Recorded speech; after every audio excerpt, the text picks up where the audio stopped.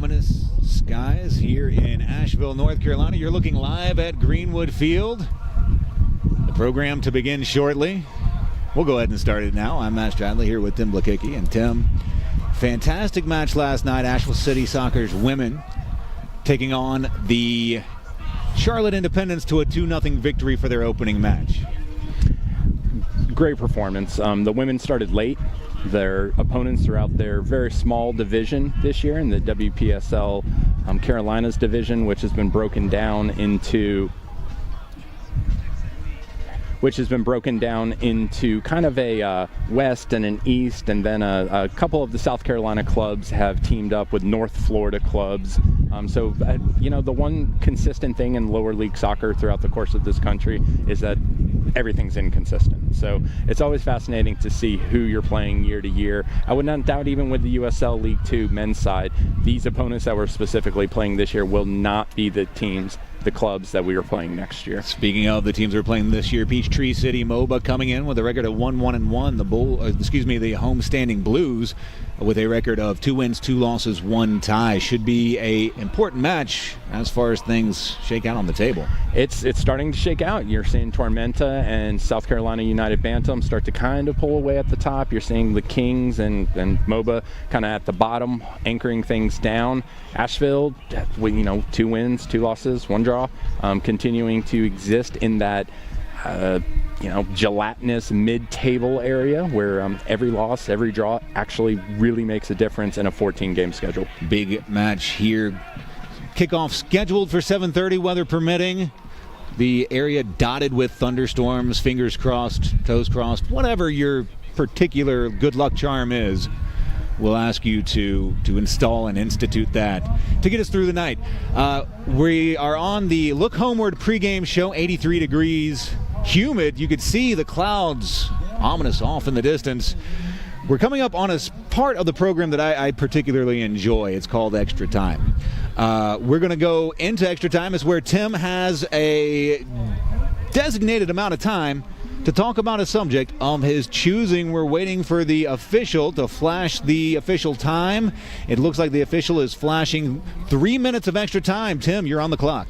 3 minutes. Matt, today I'm talking to you about pay to play. And pay to play is exactly what it sounds like. It is paying to play a game, a child's game.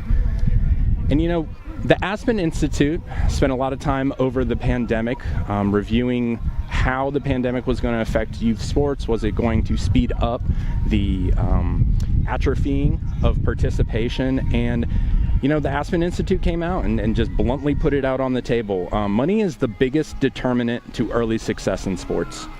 Average $2,300 a year to participate in youth sports. Elite levels, $20K a year. 12 to 17-year-olds in houses whose gross income is coming in under $60K a year saw a 19% decrease, and only 34% of those households are participating in youth sports. Just juxtapose that against over $60K a year, 51% of those children are participating in youth sports. And this has a trickle-up effect. This is why it matters. It's not just pay to play, it matters because playing sports is proven to increase both interest in participation in everything from politics to small business owners. And how we've gotten here is everything has become monetized. Equipment costs, $400 a bat, $150 pair of cleats, registration fees, these kind of back behind the screen fees that you don't really expect to have to pay at the beginning of the season, but you're having to pay. Don't get me started on travel, hotel accommodations, and the way that if you travel really far, they put you first thing in the morning, and that affects how you have to stay an extra night, professional coaching. All of this has something to do with it. But surely there's a civic response, right? No. School budgets are being slashed, programs are being eliminated, field space at a city level is not growing or being maintained. Asheville City understands this and recognizes it. Programs like the Just Play initiative is trying to break this cycle, because what happens is when business people apply proven, profitable business techniques to a nonprofit organization, civic wellness doesn't exist in a silo anymore. And whenever you make the person the focus, the human being, you incentivize investment, which leads to the commercialization of the concept of equity. And not in like a mid-level or a multi-level marketing kind of way, or businesses changing their logos to rainbows once a month. No, you meet people where they're at, but you don't leave them there. And you create conversations and you create capital investments in humans. Folks, I'm not making this up. Youth sports are a gateway to success, and pay to play is a problem to equitable success. The referee gave you a couple of extra seconds to finish out to see if there is the attack would come into being, and it did. And I think you landed that last point excellently well. The Let's Play initiative is something I think maybe should explore more. Perhaps after this short break, we'll have an interview guest about it. I don't know. Fingers crossed, Tim. Do stay tuned. We'll have a special guest who will speak with a lot of knowledge about the Let's Play initiative after this short break. You're watching the Look Homeward pregame show.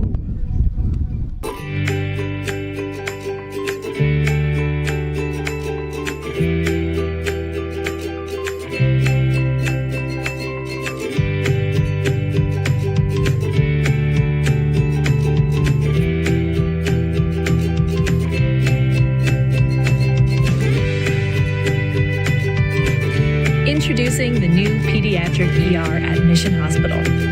Designed just for kids. Hey soccer fans, it's time to belong, believe, and be blue. At Ingalls Markets, we are proud to be the official sponsor of your Asheville City Soccer Club. Our men's and women's teams are poised for another great season of exciting action on the pitch. You bring the energy, and we'll bring the food. Go big and go Blues. Ingalls, your official sponsor of Asheville City Soccer Club.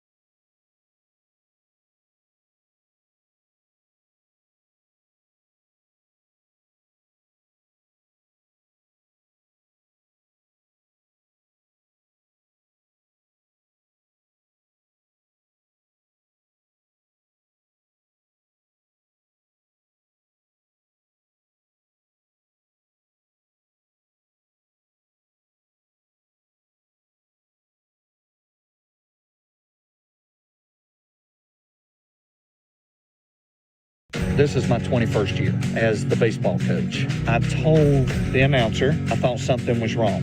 We need to get somebody up here. The Asheville High team trainer, Josh Owen from Mission Sports Medicine, ran up the steps. Tommy was exhibiting the classic signs and symptoms of a heart attack. We really wanted to make sure that he got care fast. His role will never be forgotten. I knew he was my new best friend. Yeah. I'm Coach Tommy, and thanks to Mission Health, I'm a survivor. Hey, soccer fans, it's time to belong, believe, and be blue.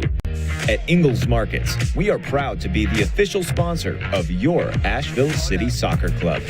Our men's and women's teams are poised for another great season of exciting action on the pitch. You bring the energy, and we'll bring the food. Go big and go Blues. Ingalls, your official sponsor of Asheville City Soccer Club.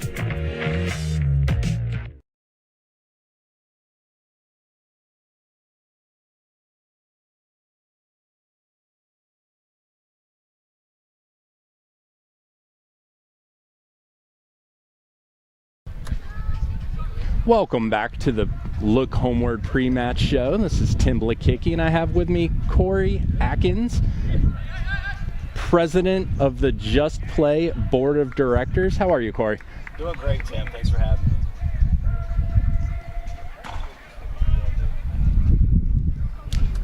I hear you loud and clear.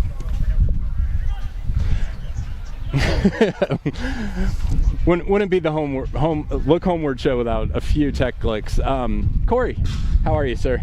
Doing great, doing great. What a great night to be out in the mountains to watch some world football being played by a really interesting Blues crew this year. It's been a fun team to watch. It is. It's an unorthodox group of young men that are fighting for our city. Corey, as the president of the board of directors of the Just Play initiative, you guys had some pretty big news this week. Can you tell us a little bit about some developments that have happened with that nonprofit? Absolutely. So traditionally, the first couple of years pre-pandemic, the Asheville City Soccer Club has undertaken the Just Play initiative, which is really operated under a four-pronged system, first of which is the Academy. So the Just Play Academy is a free program for high school age girls and boys, and the idea of that academy has traditionally been to help grow the sport within that, help kids in the summertime who might not have access to some sort of club training type of program. And the club has always traditionally run that. The other thing that the club has done over the years is provide a free soccer ball for every season ticket holder that's has every season ticket's been purchased. They provide a free ball to a disadvantaged youth in the community, which is a really cool thing. A couple other things they've tried to do over the years is get in the rec centers with some of the actual players on the first team and have, sort of play a mentorship role for some of those same youth. But also something they're trying to do is sort of make, soccer, world football, as you want to call it, footy as we call it sometimes, try to make it more accessible for some of those same kids who might not traditionally have seen that as an outlet for them, as sort of a disciplinary thing for them to do, as a team sport for them to play. And if you go anywhere else in the world, all you need is a ball is sort of the code, right? And so we'd really like to get more out in the community in Asheville, Buncombe County, and West North Carolina and see a lot of that happening. And we're going to spur that on as a group. And so the exciting news is that the City Club has formed a 501c3 foundation. I am fortunate enough to be the first president of that foundation, and we currently have a 7-member board, soon to be a 9-member board. And the charge of that board is going to be an independent charitable organization, 501c3 like I mentioned, to allow people to make donations to help make that a reality and a bigger reality in the community, and not just do the academy and some of the other cool things the club's been doing in the past. We certainly don't want to lose that connection, right? But we also really want to grow this charity in the community and make it a thing that's a reality for generations to come, and something that really grows the sport here locally. How did that board come together? How did you approach the different members of the board? Well, so the board it's interesting. So the initial board was asked by some of the team ownership of the City Soccer Club that had connections. Really had a network of connections in the community that a pretty diverse board, quite frankly, pretty open board to different facets of the community. So you have I work for the chamber personally in my day job, but we have a CEO of a Fortune 500 company on that board. We have another public defender on that board. We have a realtor on that board. We have a retired chemist on that board. So it's a really diverse array. We have 2 people who work for the county in different areas on that board. So the idea was to have people with a lot of different connections who could do something to make the charity only grow beyond its current limits. And I really think we've done a good job with that. We're still building that out to some degree. And we do have a couple spots still open and some fillers out there for new people. But I think it's really a unique group to be a part of. And I really feel privileged to be president of that board currently. Why is it something like soccer that a foundation like this is appropriate for? I think that, I grew up playing sports. I played soccer, I played football, I played basketball, I ran track. I even played golf for a season in high school. And I really think sports, more than probably anything I did, whether it was, internships and jobs and family members, I think sports taught me, what it's like to lose and deal with it. What it's like to be disciplined, what it's like to interact with others and have that teamwork mentality. And those are all things you're going to need in life, right? Like, it's not just a cliche in the sports world. I think these are all things that kids who might not have some of the advantages and privileges that I had growing up, or other people on our board growing up or didn't, might have that opportunity now because they're exposed to a sport it really is such an easy access sport. You don't need a hoop, you don't even need a field, really. You can put 2 sticks on the side of a lane in a street with a single ball and do it. It's just traditionally in America it hasn't been that low bar access sport. All over the rest of the world it is, but in America it hasn't been that way, and we want to see Asheville sort of be a leader in that. Some other communities like Chattanooga have done this really well, and I would love to see us do that here and continue to grow that here and make it that sport that's like the first point of access to, there's this whole other world of things that I can do in my day-to-day life that's not getting me in trouble or not doing, I just don't have idle hands, as they say. Like, I really think sports is a valuable commodity and a valuable method of learning when it comes to that. Well, absolutely, and I have to commend both the club and the nonprofit. As a parent myself, and I know you're a parent of some young children, you're constantly hearing about screen time and the way that kids don't play free play that they used to. I was a latchkey kid, come home, get something in my stomach real quick, and then I went outside and played until mom called me in for dinner or something like that. Those opportunities, whether it be because of the urban crawl into the more rural areas where you're not living in neighborhoods anymore, programs like this can reinstitute free-to-play and eliminate that pay-to-play model that has kept certain houses and certain income brackets out of participation. And I had just previously talked about how sports is one of the largest determining factors of pursuits and interests later in life, whether it be small business ownership or politics or the things that, if we don't do something to combat this, you're going to see those kind of become more homogenized of who's participating in it. And it's an interesting point, because both of my teachers in their day jobs were PE teachers, public school PE teachers, and that was like a methodology growing up. Like, same thing. Like, I never was inside on a video game. I was very privileged in that way. Like I said earlier, like I think having that knowledge and having that drive from a family like dynamic was really a cool thing, and it really made me who I am today. Like, I don't think I consider myself a leader in a lot of ways. I consider myself able to work within a team, and I work at the chamber in my day job, and that's a really team-oriented organization. It's also a nonprofit, and I don't think I could work in that environment were it not for sports. I mean, really, I think it had such a huge influence on my life, and getting kids out and being active. And we've seen all the problems that there have been, and past administrations have really taken a focus on obesity, for instance, and all the problems that's caused in the health system and everything. So I really do think it's an encapsulating aspect of life and things that we need to continue to instill in our young people, but also make sure we're giving access to those folks that might traditionally not have seen soccer as a way out, because we're not all going to be pro athletes. We're just not. I mean, that's just reality. But there are a lot of things that you can learn from playing a sport, even from a we would love to see that continue here in this community. Fantastic. Ryan once, one of the owners of the club once explained to me that Just Play Initiative was his first step in thinking globally but acting locally. I think that's a great way to put it. Corey, thank you so much. I appreciate it. And after we come back from this commercial, we'll have Matt and Bronwyn with us again on the Look Homeward pre-match show.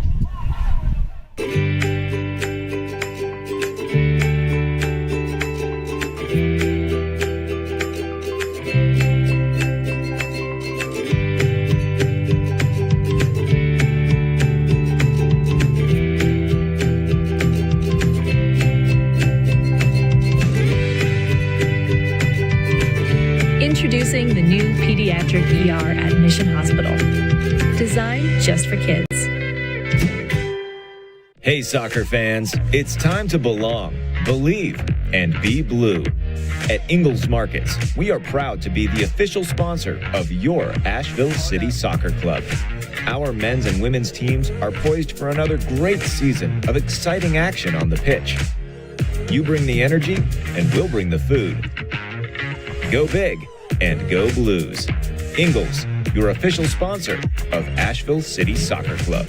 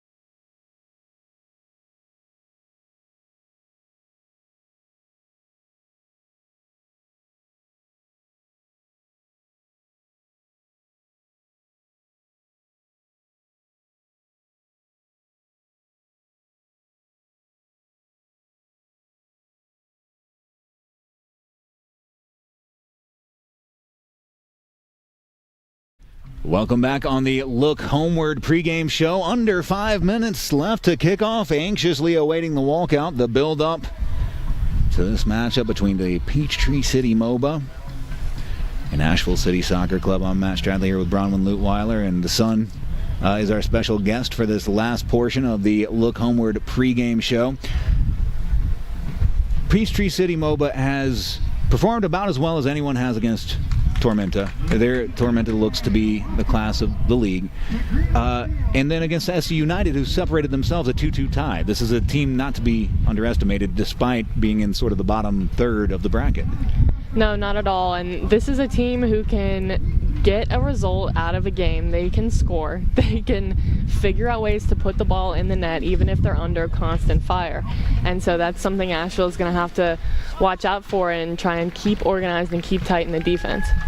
A 1-0 victory, able to get a penalty in the waning minutes of the matchup to go 1-1-1. A team, again, when you look at the individual skill levels of these players, it's off the chart. So I think when you look at the record of 1-1-1, definitely not indicative of this team. No, and it's difficult to pull teams together so fast for these summer leagues when most of them are coming from college teams and other programs. And so it's just a matter of pulling those individual talents together in a way that creates a result on the field. For the Bulldogs, we're going to see a couple of new wingers in the lineup. It'll be Nathan Watt back out after injury, and Jan-Erik Leinholz taking the right wing back spot. Yeah, and we're glad to have Watt back out there after that injury. It was a little bit worrisome, and Jake Jensen did a fantastic job in that spot, but Watt's back, and I'm sure they're glad to have him strong on that side, especially since they love that switch from Jamie Smith in the back all the way to the other wing. Alversano, Arocha, and Stainrod, the attacking force. Stainrod has had a fantastic beginning to the campaign. Do you anticipate that to continue into tonight? Oh yeah, and I think this Asheville team has proven that they have more than just one threat as well. So it's really anyone's goal, anyone's game when they get out on the field, and they really do try to help each other. I don't know if there's any ball hogs on this team, even though there easily could be in players like Arocha. You see a little bit of experience in players like Watt, players like Joe Lacosto. How important is that experience on the field to a team that's so young in their existence?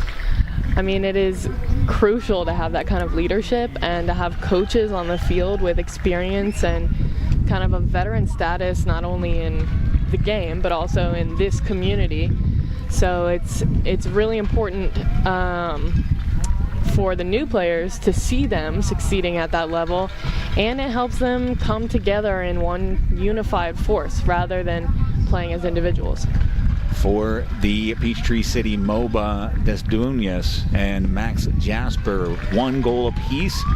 This a attacking form that it really could just spring out of anywhere. I mean, they are dangerous all over the field. Yeah, and this is a team that is going to create some chaos in the box, is my prediction. Their goal-scoring record, they've had some crazy goals, and I think that is as a result of, chaos in the box and throwing numbers forward, and we'll see if that is the case. But that's definitely a dangerous side. Looking through the notes furnished to us from head coach Mick Giordano, it looks like, again, the communication across the back line is something he's going to focus on. Oh yeah, and he's stressed defensive focuses from this team with kind of an attacking mentality. So focusing on defensive principles while operating with an attacking mentality is huge for this team. We're going to take a brief break. On the other side, we'll have the kickoff leading right into the game. You're watching the conclusion of the Look Homeward pregame show.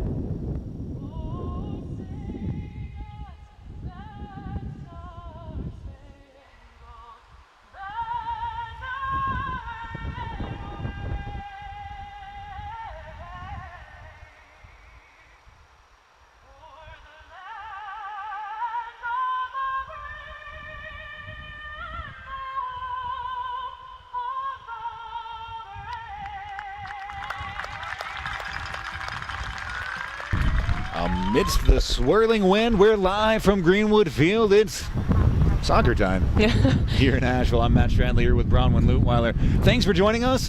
What an exciting matchup. 1-1-1. Peachtree Moba in to take on the 2 wins, 2 losses, 1 tie Asheville City Soccer Club. Asheville sort of in that purgatory between the teams that have separated at the top and the bottom. In this matchup, 3 points would go a long way to pushing them towards that top echelon. Yeah, I totally agree. Asheville their goal is always to win, as is every team's, and they're trying to establish themselves as a force to be reckoned with in this league, and they have some competition in Tormenta and Dalton, and I think they're excited to come out against this team and really put some pressure forward.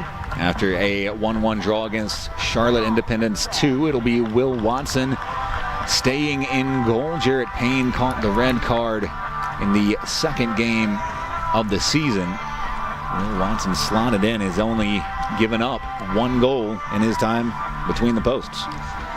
And goalkeeping and consistency need to go hand in hand, and that's why I think they're keeping Watt in there. He's done a great job so far. He's helping them play out of the back, which is what they want to do.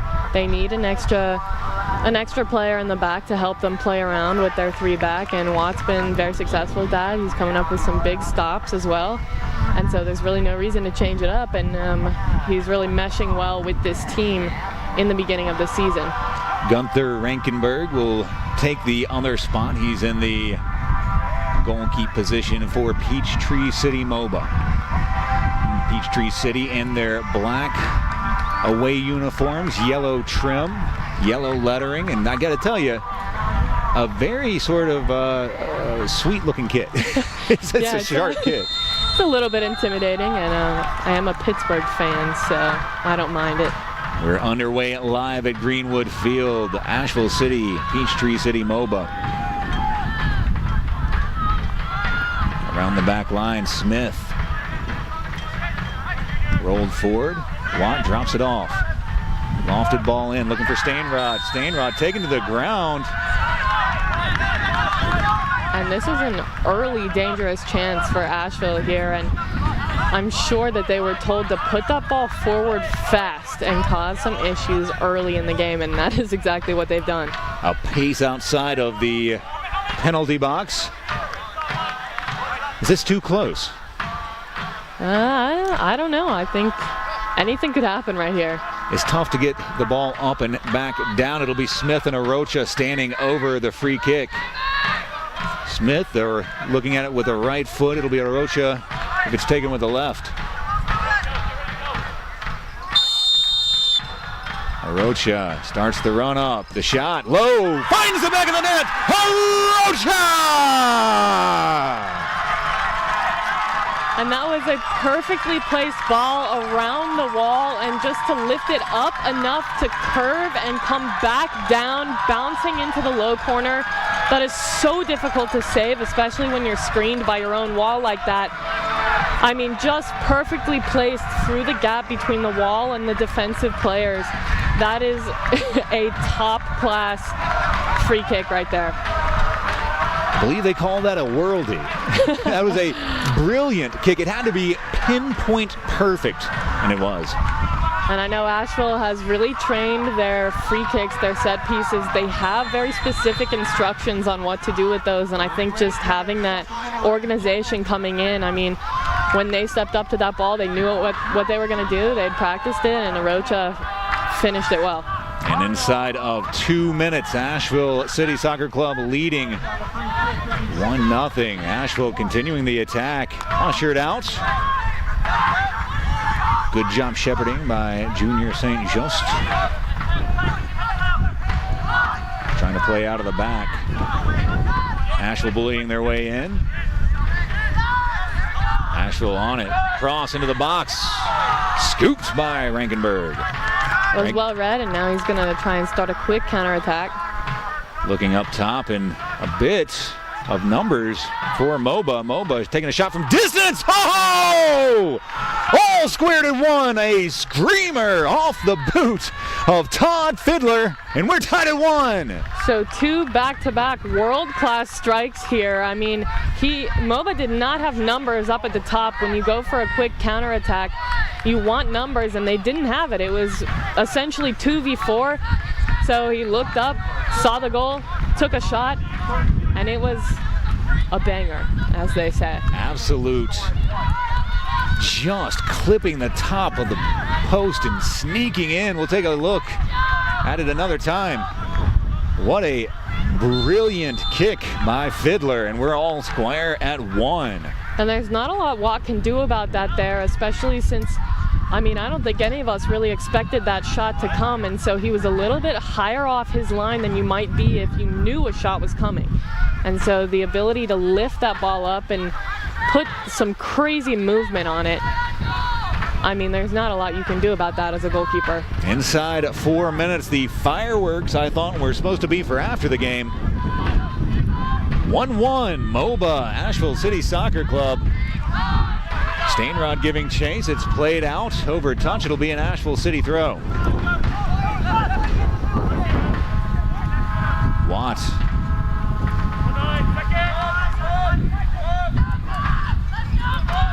Asheville looking to cycle it back up top. A bit of a loose pass. Moba comes away with it. And the foot race is on. Moba looking to hit on the counter. Bouncing ball. Carried into the corner. One touch. Brilliantly taken. Has some room for a cross. Doubles back to the byline. Shot low. Finding the back. Oh, just missing wide. Watson doing just enough. Now as these teams are settling into this game quite early, you can tell that Asheville is trying to press high while Moba is taking advantage of the spaces left behind and capitalizing on counterattacks. Unbelievable touch from Watson to make this still a tie game from the top of the box. Oh, screamer missing high. For Asheville, these shots from the top of the box need to be denied. The step is a little bit too slow. They're not closing down space quick enough, and they're allowing time for a shot. And that's something they're going to need to tighten up, as this Moba team is seemingly quite confident shooting from a distance. And in this wind, the ball going to knuckle a lot more than it normally would. Played forward. Stainrod able to settle. Flipped. Trying to find any Asheville City runner. It'll trickle out. Deep throw in the Moba territory. The pace of this game is going to be difficult to maintain. It's been really back and forth with these quick attacking movements, and so it's really been high pressure going forward and then high intensity recovering back. And so it's difficult to see how both teams can maintain this style of play, and you have to wonder if either of them are going to settle into a more possession-based style. Moba trying to move through the ranks of Asheville City. Pushed out wide. Here's Wyndham. Wyndham drags it back for the back line. Hugon.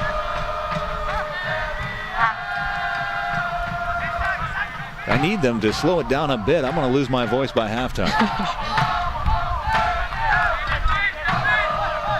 Asheville City's high press by Stainrod. And this is really the first opportunity that Moba has had going forward, starting from possession in the back line. Through the lines, the pass. Picked out. Watt was there. Sailed back across the back line. Gray for Smith.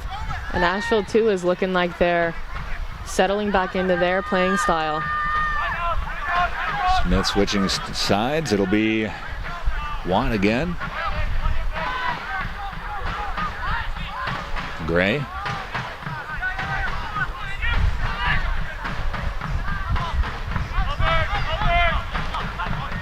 And there's that long diagonal switch.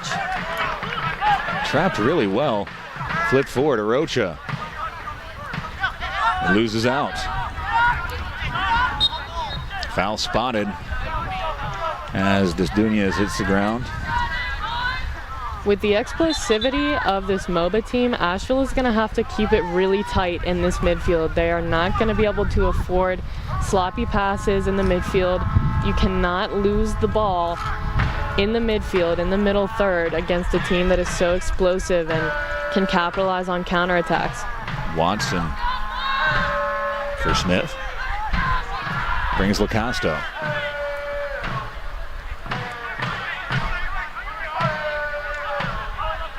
Moba appears a 4-4-2, sort of a diamond in the mid. Looking wide. Watts able to get onto the end of it. It slid out. Nice tackle. Asheville throw.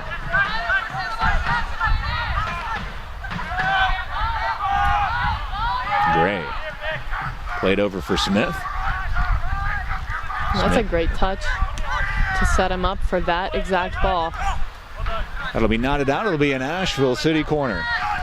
And even though Arocha is alone in there against two players, that searching ball isn't necessarily too dangerous, and it turned out to be advantageous, earning them a corner. And it either does that or it overshoots both players and someone's going to run onto it. And by then, Asheville has numbers in the box. It'll be LaCosto over to take the corner.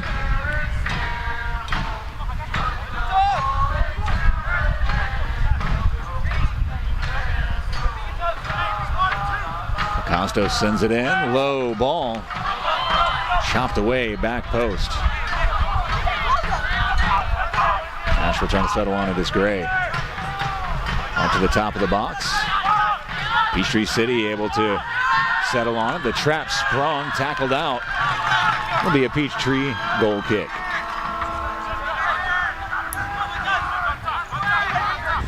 The high press kind of sunk in quickly. When you position correctly, high press can be very helpful to pin teams back into their own half. It doesn't necessarily take high intensity short burst runs. It takes organization from your front three in midfield just to deny certain options and make play predictable. A tough ball that Rankenberg had to play. Asheville trying to go through the middle. LaCosto loses out. Chopped up to the midfield, nodded forward. Just has it on the far sideline. Couple of step overs, played to the top of the box.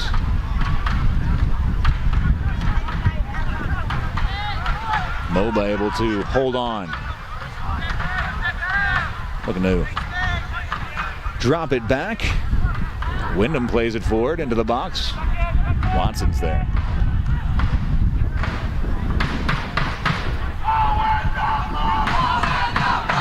Watts.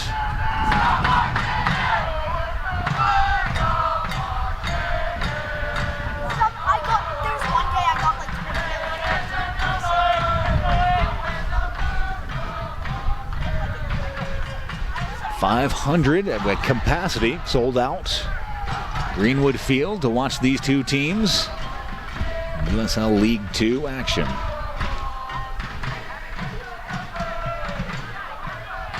Arocha, he's dropped back from his forward roll. Stainrod has it, lost it. And it's going to take a lot of rotation from attacking players to come in and open up options for Asheville, who's trying to play out of the back. And when you keep knocking it around your center backs for so long and nothing opens up, the top half of your team is going to have to start moving around and creating options. And Arocha sees that, so he's dropping in to open up space behind him.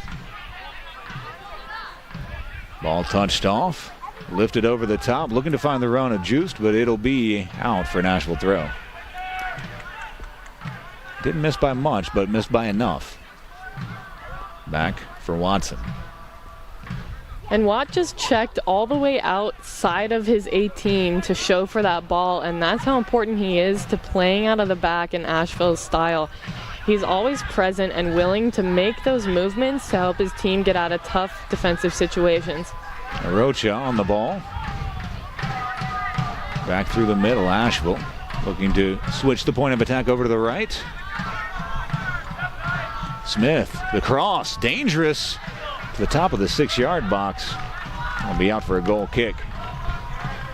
And so far, Asheville has utilized early crosses from above the box, and they've been penetrating and dangerous. That just final piece, the service has to be a little bit more accurate, and they need more numbers in the box. They need more penetrating forward runs. Credit to Smith with that cross. It was Linehouse, the reigning national champion, playing right wing back today. What a run by Marshall through the NCAA tournament. Moba and the attacking third, Arocha. Space to the top, touched on. And a foul spotted as Watson slow to get up. I mean, I know you want to score, but it's a dangerous tackle to make when you know a goalkeeper is going to go down with his hands and you know that he's going to beat you to that ball. Bailey Lopez, the player, and I see a yellow card out being given. Now, Asheville has gotten themselves into a couple dangerous situations here, and it's because there's too much time given to Moba on the ball near the 18. They're dropping so deep into their 18 that they're allowing Moba to play around them in rondos in their own defensive third, in their own 18. It's very dangerous, and it's going to continue to allow shots from far away, which have been proven to be successful, and it's going to allow opportunities like that, rondos in the box. Is there a danger of if you get up too close, then all of a sudden you're getting played around? Not if you go with your team. If one guy is stepping and no one else is, then you're in trouble. But if Watson can communicate with his back line and get them pushed up just a little higher, when Moba is trying to press down like that, just press the line of confrontation up at least to the 18. Acosta back for the kick. From the far side.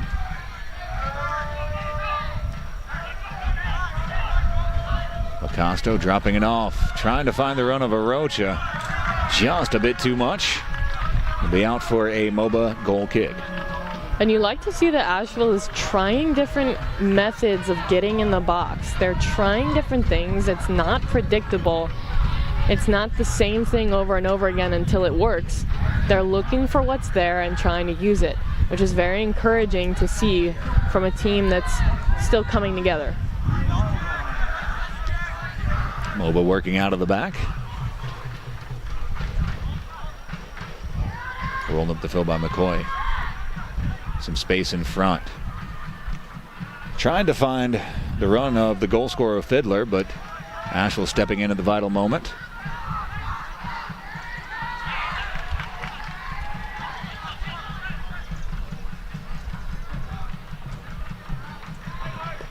Through the middle, Aversano switching the point of attack for McCurley. Out wide. Low ball. Handled well by Moba. Deflected off of Smith. Carried out for a Moba throw. And again, you like to see the variation from Asheville, where before an early cross was served diagonally through the box, then it was a cheeky little pass down the line, see if someone can get onto it, and they did, and maybe you earn a corner, maybe you earn a cross. But a dangerous place to be. Quite. And it does open up those spaces in the midfield, but it looks like Asheville had pressed up just a little higher there so that they could squeeze the middle and not let that out. And now they're still in their attacking half. Lionel is able to usher that ball out.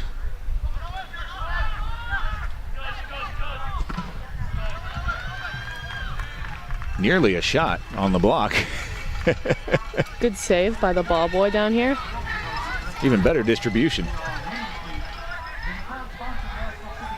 We do want to thank Rhubarb as the initiative and guaranteed rate.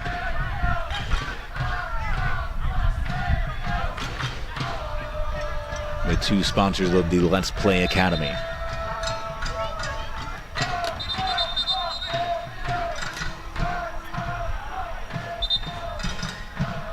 It'll be a Moba throw once the officials satisfied where the throw is being taken. Moving back and back. Just finally wins the joy of the official.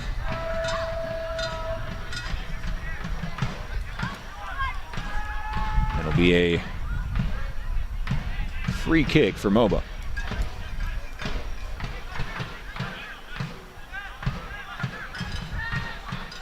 McCoy plays it out. Hugon tries to switch the point of attack. Back to McCoy. McCoy on the ball. Searching through ball, knotted up. Still a problem. Nearly falling to a Moba player. Watt heading it out. Moba doesn't seem to be getting large numbers in the box. They're hitting those long balls to two very capable forwards who they know can hold the ball and make dangerous runs and play off of each other. As the high pressure from Arocha nearly pays off. Picked off again. Lacoste winds up.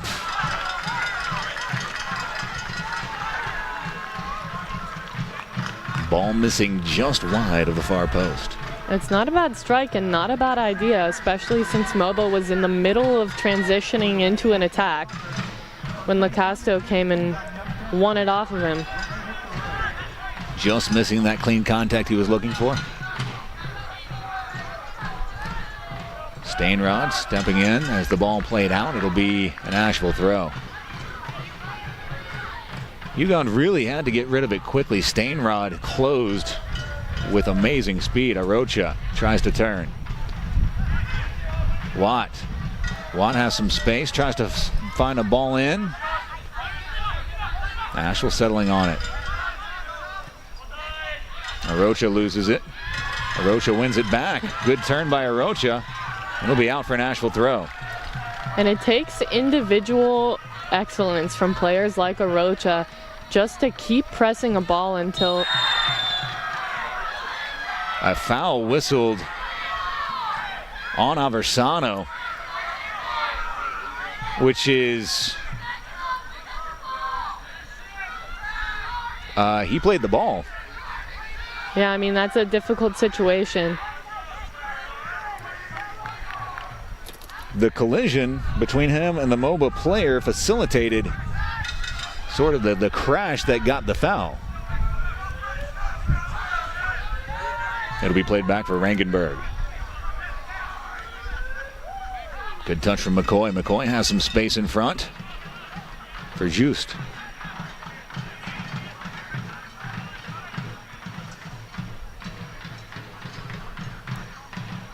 About wide. Smith stepping up to take the space. Just has some space. The shot just missing past the far post. It'll be deflected off of the hands of Watson. And that's actually a really impressive save from Watson. It's not extremely glamorous like we've seen other saves, but he was on his near post, ready for what could have been a cross or a shot. So he had to be guarding both, and when it decided to curl outward towards that far post, he had to have some really good footwork to get a few steps in before his dive and be able to totally cover that far post, and it's not easy to do. Jerry Desdunas with the corner near post, hammered out by Asheville City.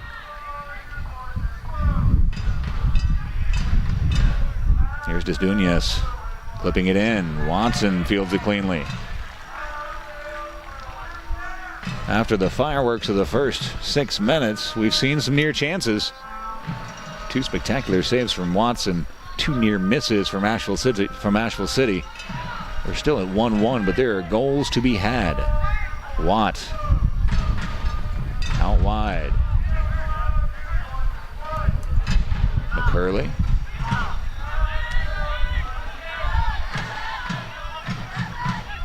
Smith taking up the space.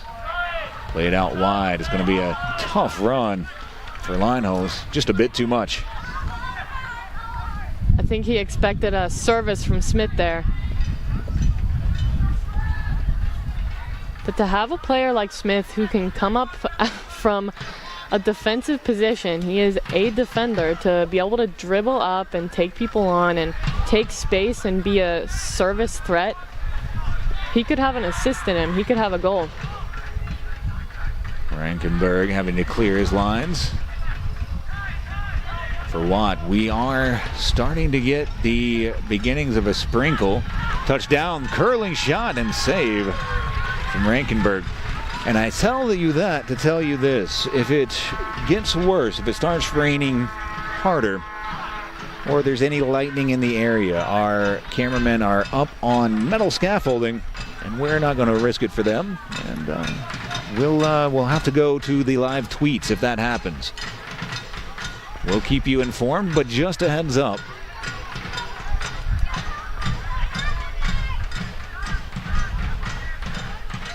Asheville trying to settle through the midfield, ripped down.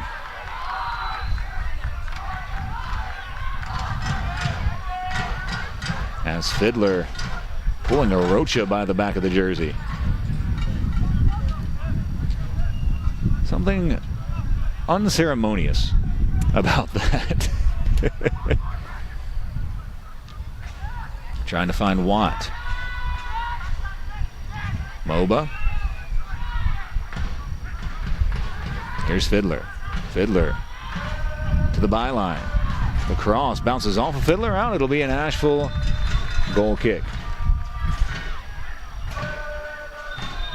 Now, both sides have had attacking chances mostly from moments of individual brilliance.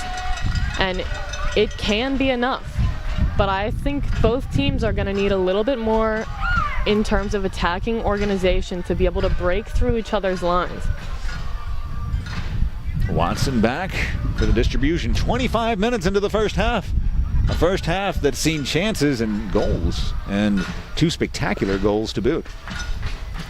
A brilliant set piece off the boot of Arocha, and a 18-yard screamer from Todd Fiddler has us tied at 1. As fast as Arocha is, that may be a bit too much to ask. Be out for a Moba throw.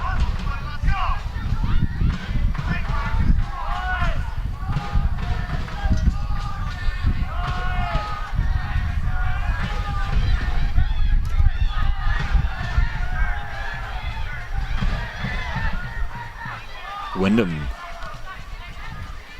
finding his target. Watt unable to save it. Will be a Moba throw.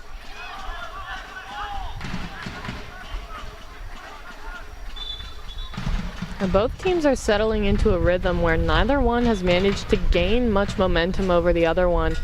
And so it's a matter of time before one team pulls through in either energy and chances or some goals.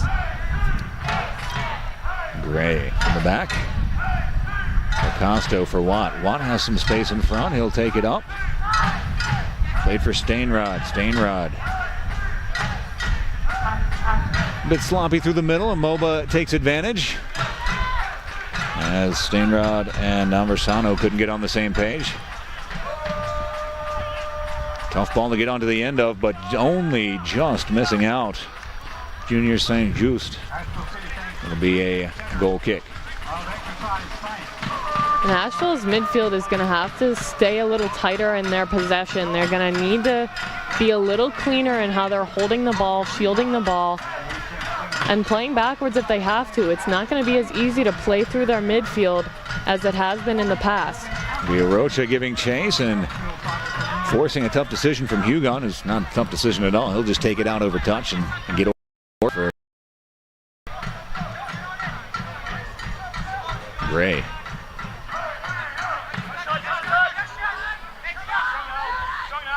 Bit tough touch on the far side from Linehose. It'll be a Moba goal kick. And it's not a bad idea to switch the point of the attack there, especially since there wasn't many options going through any attacking windows for an early cross. So you're either going to want to switch the point of attack like that or play through a pivot midfield and try and recycle something. Asheville opting for the pressure over the surety of recycling through the midfield.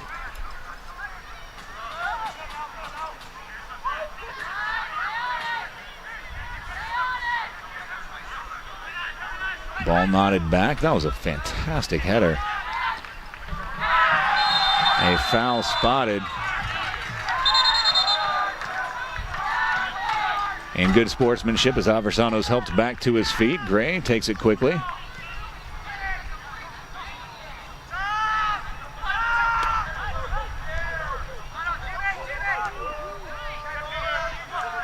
Smith. Ooh, tough tackle. How, with studs showing, is that not a yellow? That's spectacular. That seemed more like a foul than the one previously called to me. Correct.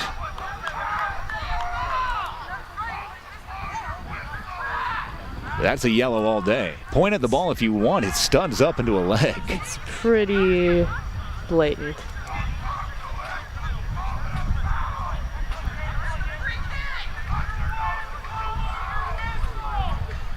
Now this is where a referee has to be steadfast in what he's doing and start managing the game from here on out, because it's going to get a little bit more dicey. And you see, and he's going to be under more fire. You see Giordano really giving it to the side official, and now the fourth official. Clearly a dangerous play. And he's been told to get back into his coaching box.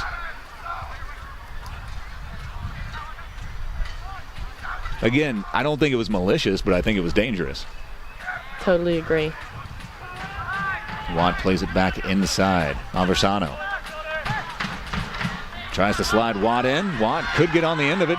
Just a step too far. The only through balls that Asheville is managing to play on the ground are these wide searching balls that aren't going to connect 9 times out of 10, just because it's very difficult to run straight to a ball that's played straight. And so they're going to need to start moving in the box a little bit more. Their front players are going to have to start darting in, moving, overlapping, interchanging, and creating some chaos for the defense. Because right now it's a pretty even matchup and it's easy to defend. McCready playing it for Smith as Giordano now finally settling back into the coaching role after an earful and a half to the fourth official. Cooley played out of the back by Moba. Now playing through the lines. Had her knocked out by McCurley. It'll be a Moba throw.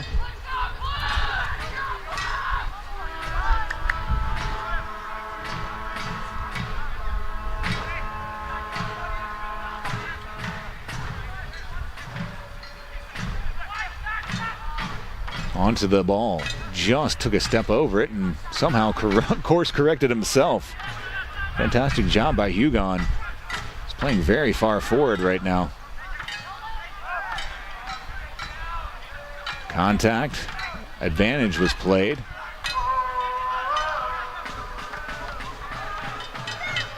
Now, Asheville's very comfortable playing out of the back here, but I don't think that he expected as much pressure. It'll be an Asheville throw, much to the dismay of Wyndham, who was shielding it out because he thought for sure it was a Moba throw.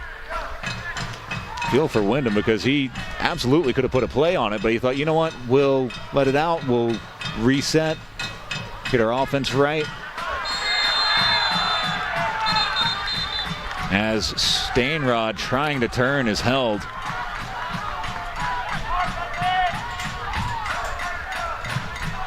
A conversation. And now, when tensions get high like this, either team can really capitalize on this disorganization, and there tends to be a little bit more timidity or aggression when the whistle is being blown and cards are being shown. As Arthur Hugon told, okay, but that's it, as Smith unable to get onto the end of it.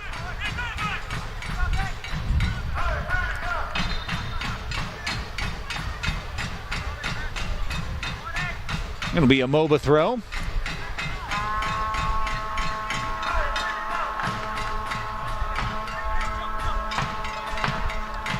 Flipped forward.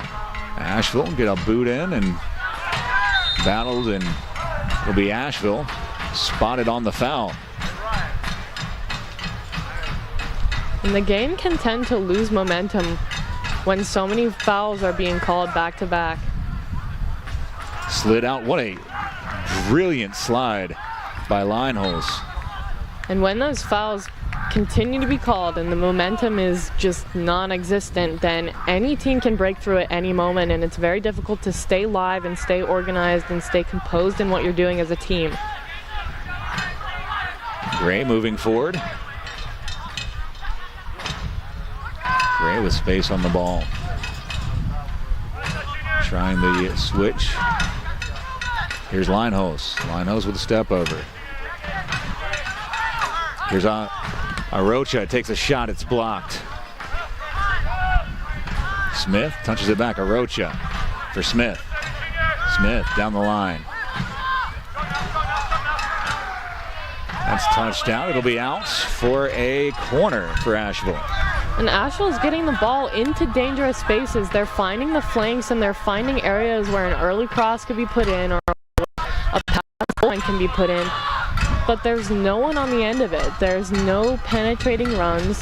There's no one moving at the top of the box to try and put any kind of pressure or make the defense make any kind of decisions. There has to be more dynamic movement from this Asheville team. Arocha to take the corner. Lacosto will be the short corner option. Official in to talk to several of the players.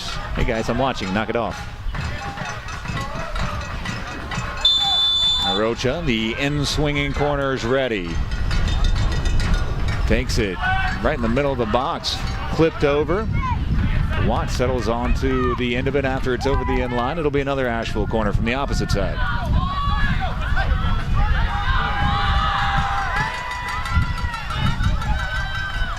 Lacosto again.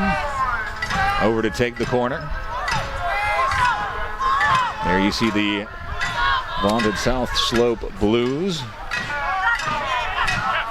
Short corner played. Arocha. Back post. Foul spotted as the ball's in the air.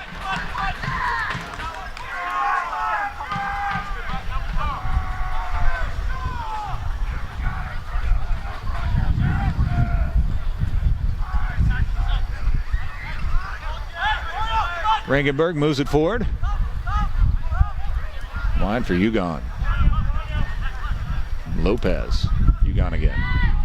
Lopez, good two-man game. Slid away by Aversano. Arocha on the ball. Arocha trying to hold it up. Still working it as Ugon hammers it away. Bouncing over Lineholz. Will be settled by Smith. And a stop and play as a Moba player down on the pitch. He's holding his right ankle, it looks like.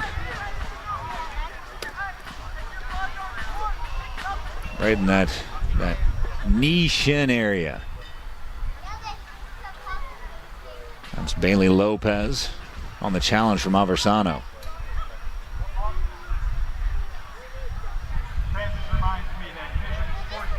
And it's not a necessarily dangerous tackle, but I think in the contact there was a little bit of, it was the result of a contact where the cleats just have minds of their own.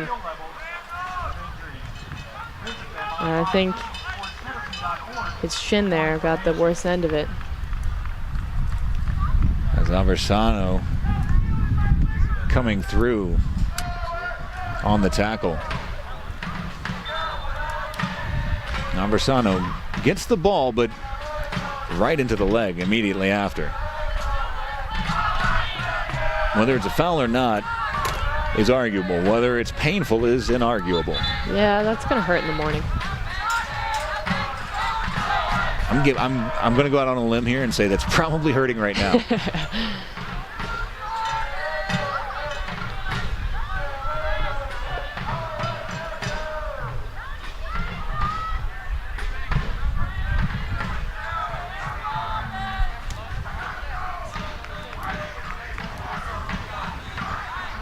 It'll be a dropped ball As Asheville takes possession. They had possession when the stoppage of play for the injury. Lacosto.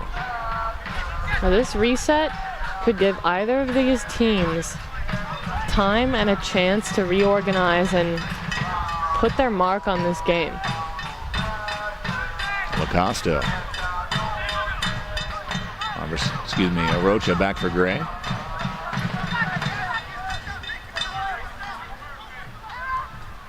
Here's Gray on the left side. Quickly shut down by Jasper. Ball lost, but given right back by Moba. Asheville across the back line to Smith. There's Arocha. Arocha rolls the ball for Watt.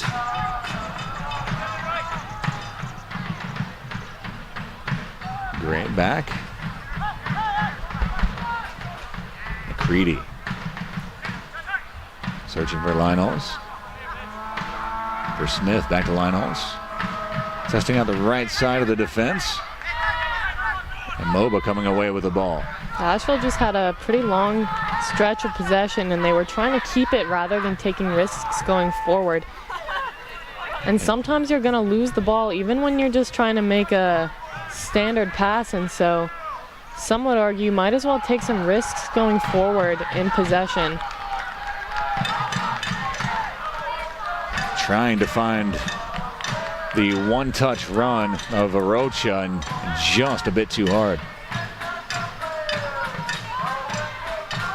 And if he could have controlled the ball on that one touch, it would have put Arocha through, but that's just on a bounding ball that's short hopped. I mean, it's all guesswork. Lacosto tackles off the ball. Here comes Watt. Watt looking, and Stainrod spotted in an offside position.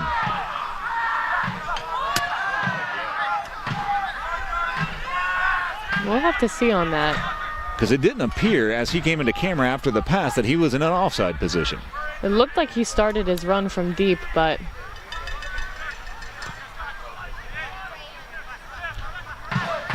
yeah, maybe a hair off. Mm-hmm.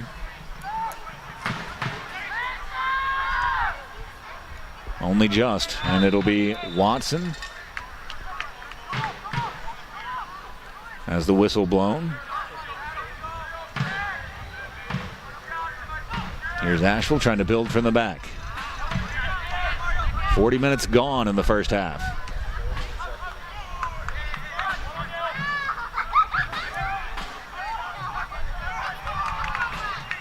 Knotted out, it'll be a Moba throw.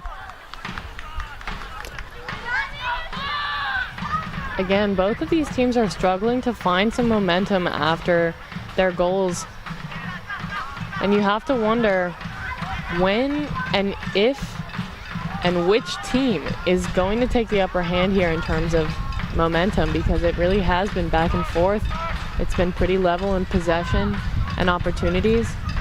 And again, the chances that each team has had have been mostly individual creativity. There's been some really nice interplay in the attacking third from Moba. But Asheville, again, they need to get some dynamic movement up top.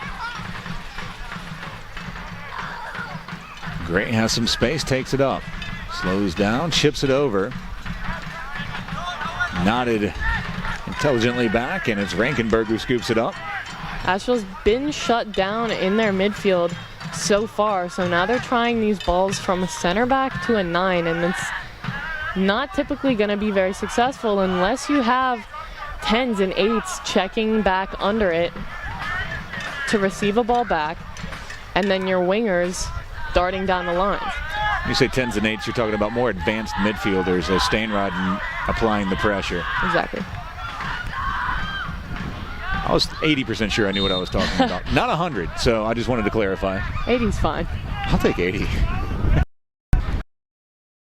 On any given day, I'd have 80% idea of what I'm talking about. I would snap that out. Yeah, that's a pretty good. That's a good day. Pretty good ratio.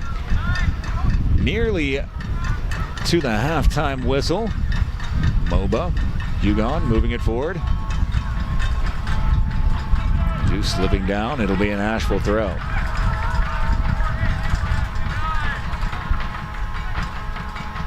Lineholz dropping it for Smith.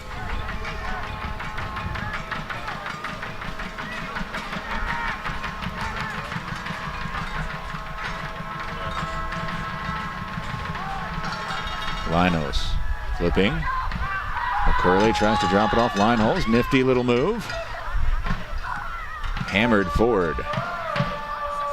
And that's the kind of interplay you like to see from Asheville, even deep in their own defensive third. I mean, that individual skill will get you out of tough situations and out.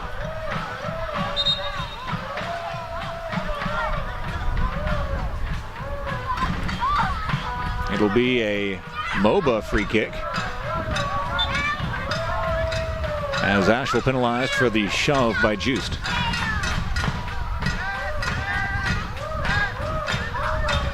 Asheville's sitting back on this one. You can tell there that Watt called him off of that.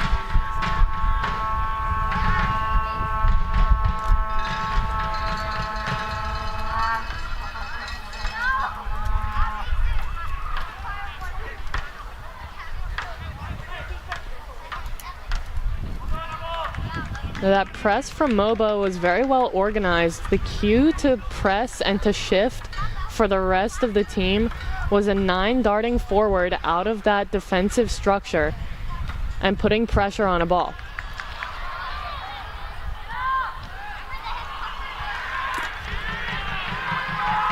That was a dangerous bobble from Watt. It's a difficult save to make on a skipping low ball like that. It can be very hard to hold if you don't get your chin down and your chest down above the ball. Luckily, the Asheville defense was able to play out of it.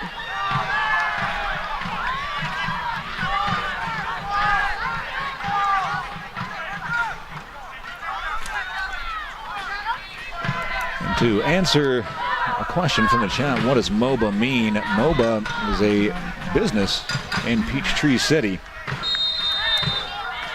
that's known for their automation. 2 minutes of extra time added in the first half.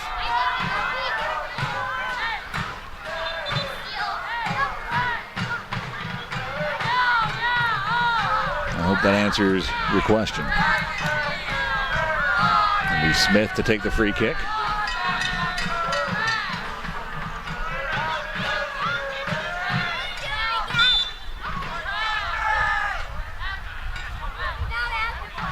For Gray.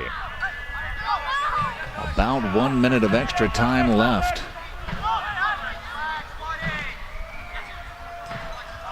Trying to chip it in onto a run by Arocha. Nobody there.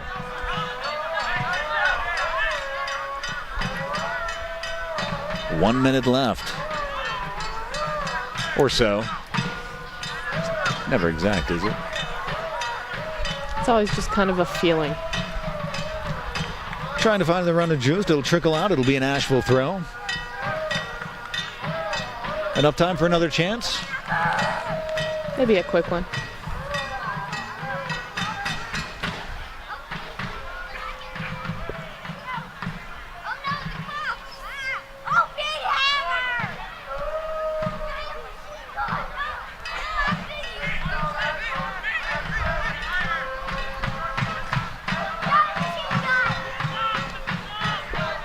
Hugon. Just a few seconds left in extra time. Hugon playing it forward. As the halftime whistle blows, not a full 2 minutes. It is what it is. We're going to take a timeout. On the other side of this short break, we're going to have a special guest analyst. Asheville City Women's Soccer Club's own Jillian Oyas. All that and more coming up after this short break. You're watching Asheville City Soccer Club, Peachtree City Moba, 1-1 at half.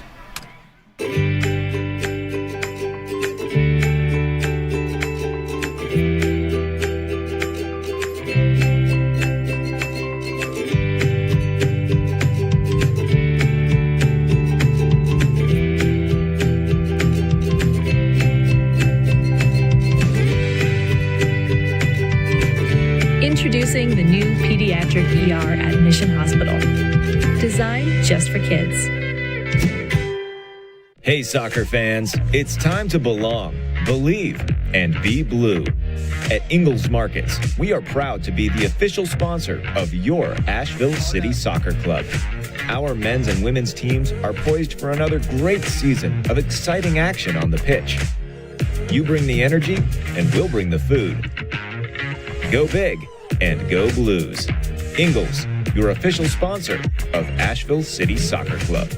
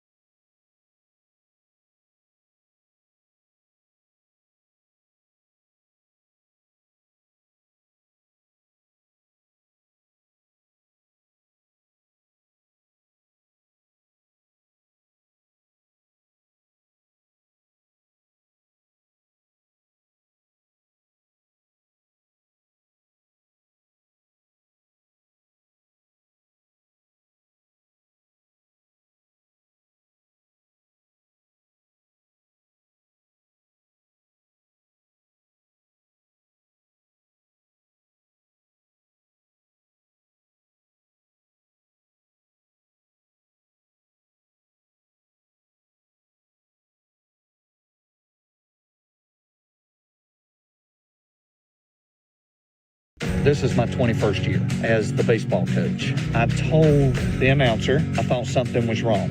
We need to get somebody up here. The Asheville High team trainer, Josh Owen, from Mission Sports Medicine, ran up the steps. Tommy was exhibiting the classic signs and symptoms of a heart attack. We really wanted to make sure that he got care fast. His role will never be forgotten. I knew he was my new best friend. Yeah. I'm Coach Tommy, and thanks to Mission Health, I'm a survivor. Hey, soccer fans, it's time to belong, believe, and be blue. At Ingalls Markets, we are proud to be the official sponsor of your Asheville City Soccer Club. Our men's and women's teams are poised for another great season of exciting action on the pitch. You bring the energy, and we'll bring the food. Go big and go Blues. Ingalls, your official sponsor of Asheville City Soccer Club.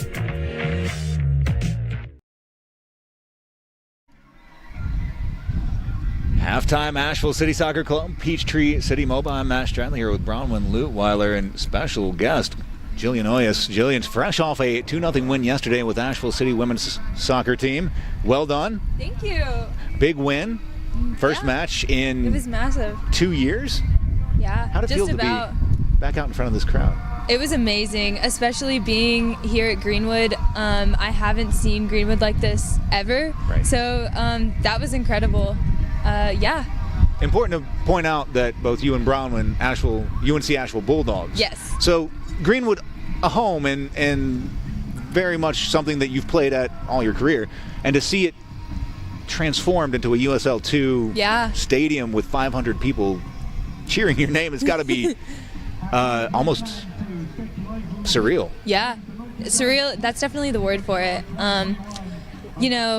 Having this much support at your local field that you come out to train at every day is surreal. But it was also really, really exciting, and the energy that was present last night was incredible. So hoping we can bring that back. 500 people here to watch the matchup tonight. Peachtree City Moba won, Asheville City Soccer Club won an exciting first 6 minutes, and after that, testy with some chances. Yeah. What'd you think? It was definitely an exciting beginning to the game. I think the teams, both of them, had to kind of settle into the game. An amazing strike by Mario, incredible. I think that Asheville, once they kind of calm down a bit and kind of like adapt to the speed that the opponent brings to the game, it'll be a different game. I totally agree, and you don't want to necessarily adapt your playing style to what the other team is giving you, but you're going to have to move a little bit and give a little bit, and this Asheville team hasn't been able to have any momentum. They haven't been able to come forward with any kind of forward energy that they can keep rolling forward since the first 6 minutes, so it's going to take something to get Asheville back into a momentum. Yeah, I completely agree. To go off of that, I think more possession in the midfield will definitely help. This is not a team that you can dribble against and take a lot of touches against, so just quicker, shorter passes through the midfield, I think, will open up the game for Asheville a lot. That's a team in Peachtree City that is physical. They're a very physical team, but they also are extremely quick in transition, and that's usually you have one or you have the other. It's very rare that you have both. Yeah. So how do you fight that? I think a lot of it is, like Brahman said, not changing your game to theirs, and staying true to your game plan. It's kind of playing out of the back. The 3-5-2 that Asheville is bringing really allows them and gives them the opportunity to open up the field if they can just play through that midfield. And that comes with composure on the ball and taking less touches and quicker, shorter passes. That diagonal ball, it's on sometimes, but it's not on all the time. So picking the right moments when to play that ball up the flank. Yeah, Jillian's totally right. Defensively, you can't keep dropping back and allowing Moba's speed to just end up right in front of the goal. You have to confront them earlier. You can't let them have enough space to take shots and to play around the 18. You know that a long shot can be scored from Moba. It was an incredible strike on a counterattack, and so those are two of their strengths right there, and so Asheville can't give into that. They need to press up higher even though they're not used to that speed. Mm-hmm. They can't just drop back and surrender that space. They're going to need to confront higher, and like you said, offensively, they're going to have to play through the middle even though it's more crowded and more dangerous than they're used to. They have to hold the ball in the middle. Mm-hmm. So Jillian, I want to get you to put on your predictor hat, your prognosticator hat. What's going to happen in the second half if the people at home want to know what to look out for? Right. What are some things that they should be looking out for? This is a tough game. Either way, it's going to be a tight game. We're already seeing a large amount of physicality, so I think as the game continues and if it stays tied, it's just going to get more and more physical. I wouldn't be surprised if a few yellows get handed out. And I think Asheville can pull it off, though, as long as they, make it their own and really exploit the midfield and the numbers they have there. For the Asheville City Women's Soccer Club, your prediction, Asheville wins? I would love to see it. I'm going to go out on a limb. I think this ends in a draw right now. Yeah? From everything that I've seen the two teams in the first half, I think that there's not a lot in it. I think it'd be a fair result. Yeah, I mean, they've both been quite back and forth. They're both trying to force their styles of play on each other, and neither one is conceding necessarily. They both came out with incredible energy at the beginning. Asheville just starting off the play with an incredible set piece, and then Moba able to answer back so quickly. I think that kept them in this game. If they had not scored within the next couple of minutes, I think we'd still be sitting at a 1-0, maybe even a 2-0, 3-0. And I think Moba being able to score so early and answer to Asheville has made these teams' momentums clash and kind of hold and fight back against each other. And I don't know if they're going to go anywhere. Yeah, I mean, that's definitely a fair prediction too. I think these teams, both of them, bring their own unique style, like you were saying, and I don't know, I feel like one of them's going to come out on top, and I really, really hope it's Asheville, and I think they have more than enough capability to do it. More shots is another thing. More shots from distance, more shots from the wings when they get out there, more services. That's another aspect that Asheville could bring to the game that would hopefully turn the tide in their favor. Rankenberg hasn't been tested very much, right, as opposed to Watson, who's made 2 spectacular saves. Yeah, exactly. And I think that comes from, like Jillian said, a lack of shooting. There hasn't been a lot of chances, and all of them have come from kind of individual, maybe low percentage opportunities from really deep balls that you're trying to hang on to, wrestle onto, try and get the, side swinging shot. And they're low percentage opportunities, and they're going to need some interplay up top, which means they need numbers up top, which means they need more passes in the midfield. Right. It all compounds on one another, and it's got to start. Obviously, the 3-back makes it a bit harder, but it's got to start from there and then build out from there. Jillian, 1 goal scorer tonight. Somebody's going to score in the second half because there are goals still in this game. Yeah. Give me a goal scorer. I think Mario, at number 10, I think he can do it again. He got really close recently. I can't remember when exactly, but he's gotten himself in really, really great opportunities. He's picking the right moments when to make the run. His timing is, I think that's one of his biggest strengths as a player. I think if this game ends up like going in Asheville's favor, it'll be because of Mario. I think you're totally right, and whether Mario's the goal scorer or whether he opens up space with his movement off the ball, which is pretty much unparalleled on Asheville, he's been dropping down deep into his own half, opening up space forward, and if Asheville can recognize that and capitalize on the spaces that Mario is creating, then someone else is going to score, or Mario's going to get back on the other side of that and capitalize. Yeah. Be exciting to see a second half that's getting ready to start. We're going to take a break on the side. We'll have the second half kickoff. Before we send it to that break, we'll take a look at the upcoming soccer club. Jillian, we're going to try to plug some of your upcoming games. Awesome. FC Charlotte will be at the band. 2-game homestand. Yep. Take the Eagles on the 19th and SC Bantams on the 26th. Exciting things happening for Asheville City Women's Soccer Club. It's 1 Asheville City Moba as we get you ready for the second half after this short break.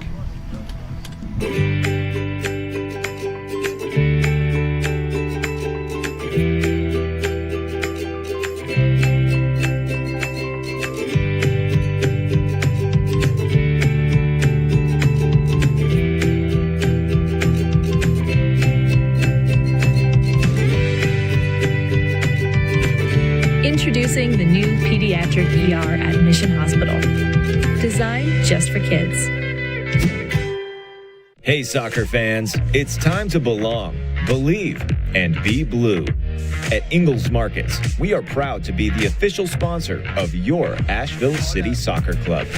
Our men's and women's teams are poised for another great season of exciting action on the pitch. You bring the energy, and we'll bring the food. Go big and go Blues. Ingalls, your official sponsor of Asheville City Soccer Club.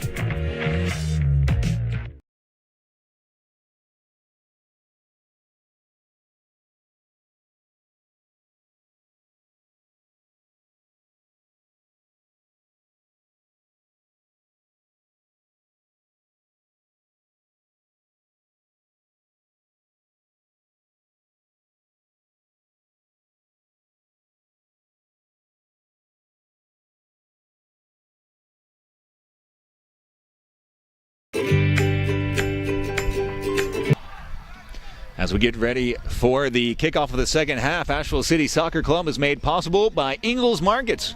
We're with you every step of the way. Mission Health Sports Medicine. Proud to support athletes of all ages and skill levels throughout Asheville and the Western North Carolina region. Rhubarb food and drink at their uncomplicated best. Mosaic Realty. Make your next move with Mosaic. Carolina Color Tones, the leader in pre-finished siding. And Old London Road, where we watched. We're underway with the second half. 1-1 Peachtree City. As right onto the gate, Watson tested from distance. Played out wide for Gray. Understanding from the chat that some of the Peachtree City Moba numbers we were given by the club before the game are incorrect. If you happen to know the correct numbers and the players, pop them in chat. I will correct them on the roster I was given. It'll be our Rocha for Asheville.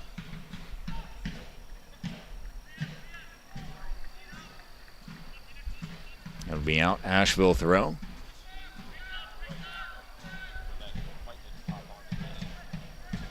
Jake Jensen into the game.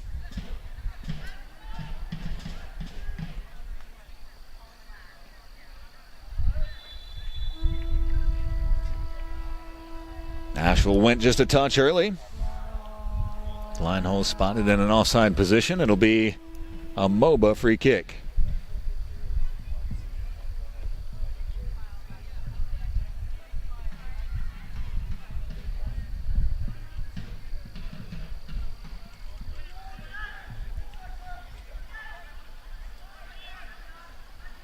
Line holes onto the ball.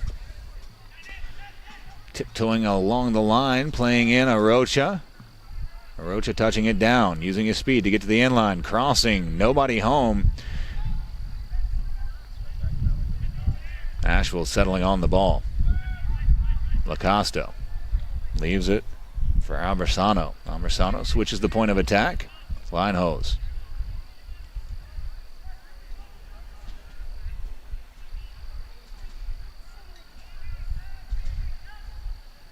Rolled up the line. Moba trying to play out of the back, finding a seam, but it's played out for an Asheville throw. We do want to thank Jillian Oyas, our special guest analyst, starting winger for Asheville City Women's Soccer Club. Victorious in their first match last night. 2-0 victory over Charlotte Independence. Chipped forward, crossing and finding and knocking it into the net. Jack Stainrod breaks the deadlock.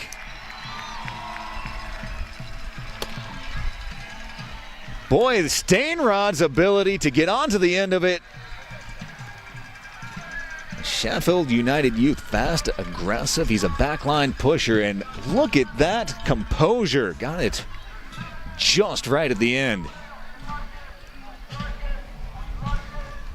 Boy, it looks like the easiest thing in the world. It is not, as the defense crashing on you, to not rush and just take your time and do what you know you can do, which is just find the back of the net, even if the back of the net is point blank range in front of you. Stainrod's goal makes it 2-1 Asheville City Soccer Club over Peachtree City Moba.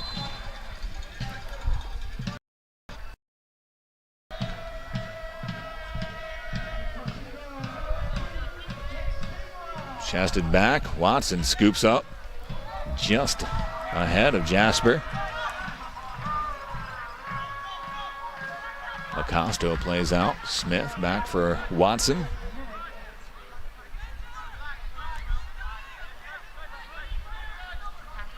Creedy.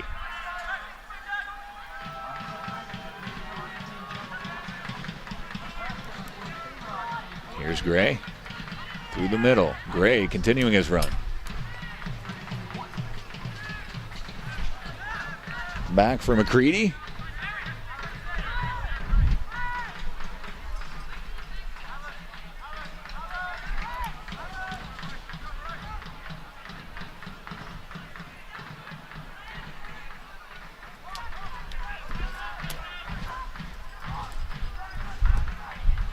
Moba dealing with Asheville's higher pressure through the middle.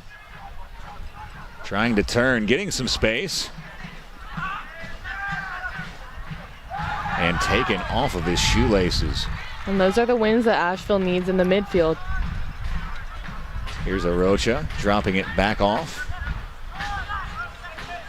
Jensen. And a quick switch of the field. Again, it's those quicker passes that they need. Played back to the back line.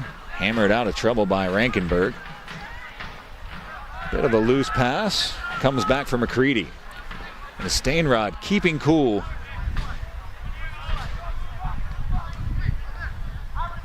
At a vital moment. And we'll get a replay of that goal one more time momentarily, Bron, when we were having some microphone issues. Got it sorted for you. I want to hear your thoughts from a goalkeeping perspective on how that second Asheville City goal was scored. But first, Moba able to take over. In a sliding meeting, and tackled away.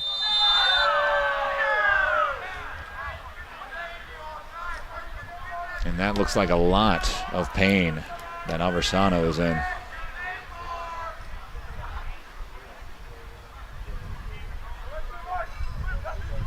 We'll take a look at the first challenge. And then the second. I mean, I would be lying if I said I thought both of them were totally clean tackles. Let's see if Aversano's able to get up. Anytime he's up, he's ginger. Good sportsmanship shown over, coming to check on him. Todd Fiddler, the goal scorer, as they came together. I thought that those two coming together was fairly fair. I thought it would be difficult to argue that it wasn't a foul towards the top of the box. Yeah, I agree. And we'll see if Moba can answer just as quickly as they did in the first half. Desundez, as Dunez is over the ball, he'll be the one to take it. Couple of steps back.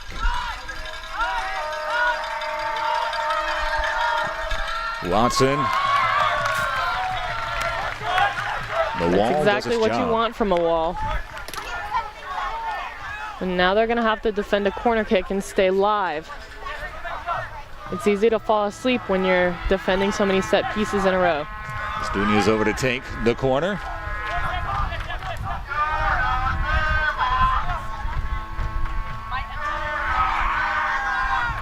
Crashing in the middle of the box, knotted away by McCready.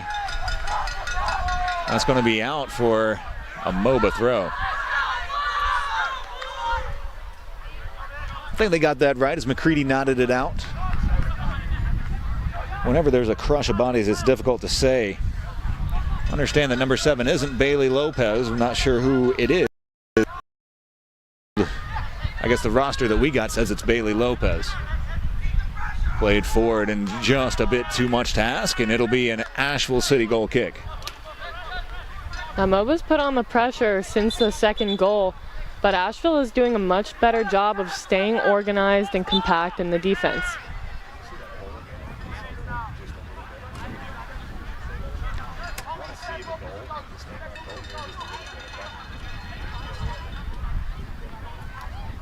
As Lineholz flinging it forward, knotted forward, off the back of the head of Arocha.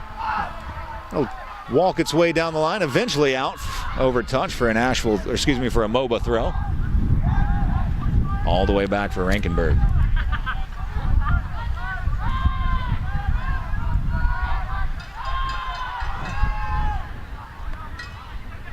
Here's McCoy. Rocha spotted on the foul. Kick taken very quickly. High touch. Settled. The cross low. Open net. Nobody home.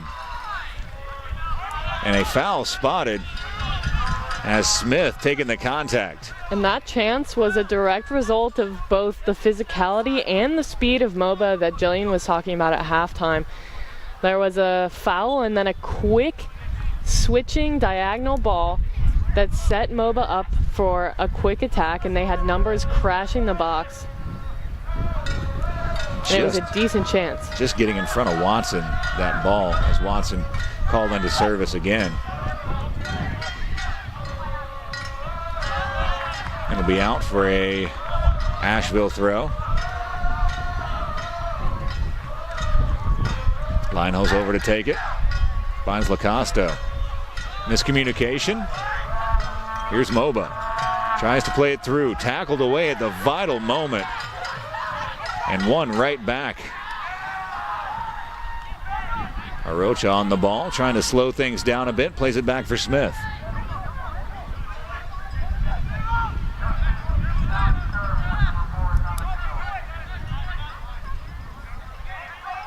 Looks like Asheville is dictating the pace of this game now. They're slowing it down when they're in possession and then speeding it back up with these quick passes through the midfield, turning and switching the point, using the pivot midfield in Lacosto, and denying these quick opportunities from Moba. Jensen is in to take the place of Watt to start the second half, nodded forward. Here's the run of Arocha. Arocha trying to sneak inside, gets a tip on it. Arocha! Oh, he misses wide. Fantastic bit of skill to find his way through. And those are the chances that Arocha can create almost for himself. It was a brilliant flick on, knowing that Arocha has the speed and technicality to get around a player, and it's just the finishing piece. He opened his hips, and almost too much. It ended up curling away from the goal rather than back in towards the far post. As Lacosto on the ball. Out wide. Rolled back down the line. Nifty touch. Asheville's interplay. Good through the midfield. We're 10 minutes into the second half. Here's Jensen out wide, playing it short.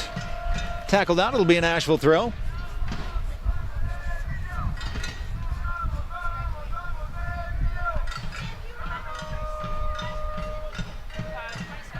As Alversano tackled off the ball, gets back up, wins it back.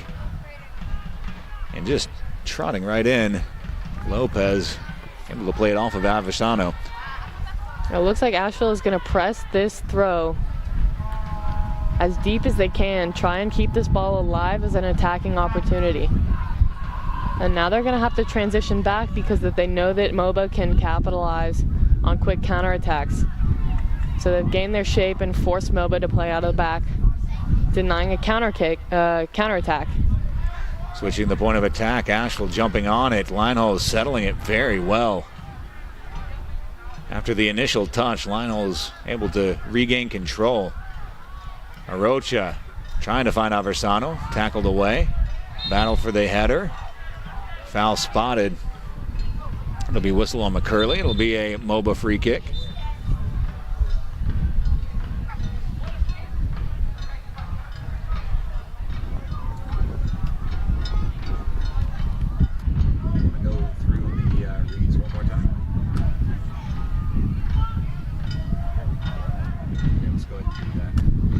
Moba searching ball, just a bit too much. It'll be an Asheville City goal kick. Asheville City Soccer Club is made possible by the following sponsors. Ingalls Markets, we're with you every step of the way. Mission Health Sports Medicine, proud to support athletes of all ages and skill levels throughout Asheville and the Western North Carolina region. Rhubarb, food and drink at their uncomplicated best. Mosaic Realty, make your next move with Mosaic. Carolina Color Tones, the leader in pre-finished siding. And Old London Road, where we watch. A nipping tackle from behind, and it'll be spotted on Desduñez. And I have a feeling that physicality is not going to end anytime soon. I think Moba was disappointed that they couldn't answer Asheville's second goal as fast as they did the first, and they're going to start getting a little bit frustrated as they start moving forward. As we're trying to see the player on the pitch.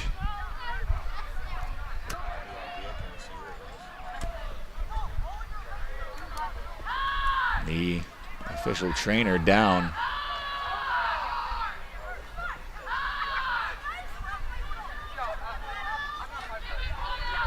Slow to get up. We'll take a look.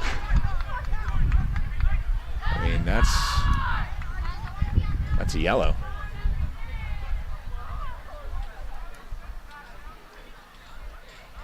As Aaron McCready taking the ball out of the back.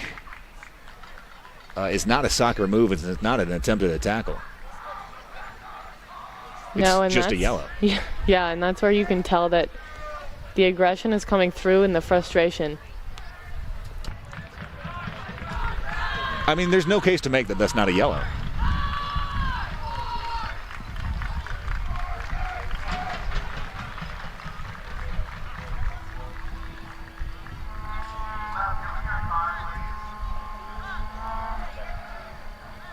Yeah, I'm sorry, that's a yellow. There was no attempt on the ball there. It was just a late shove, hoping the. It was an awkward challenge, trying to miss the time balance him. off Yeah. the ball, exactly. I mean, you're trained to try and affect the play even when you're beat. Try and put pressure. Try and throw an arm in there, push him off balance a little bit, but that was just a little too dangerous. Aversano coming off after playing for a few minutes after that challenge that left him on the pitch for a couple of minutes. It'll bring on Ross Fitzpatrick.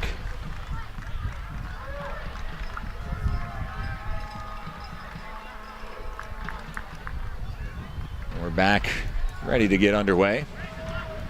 McCready back up towards Asheville's back line. It'll be McCurley, the captain, standing over the free kick. The wind and the temperatures dropping finally in Asheville. It was 83 at game time. It's actually pleasant right now. I say it quietly so as not to anger anybody. Nice temperate weather. As Arocha is called for being in a headlock. Sorry, Arocha, you're not allowed to play soccer in a headlock. That's a foul.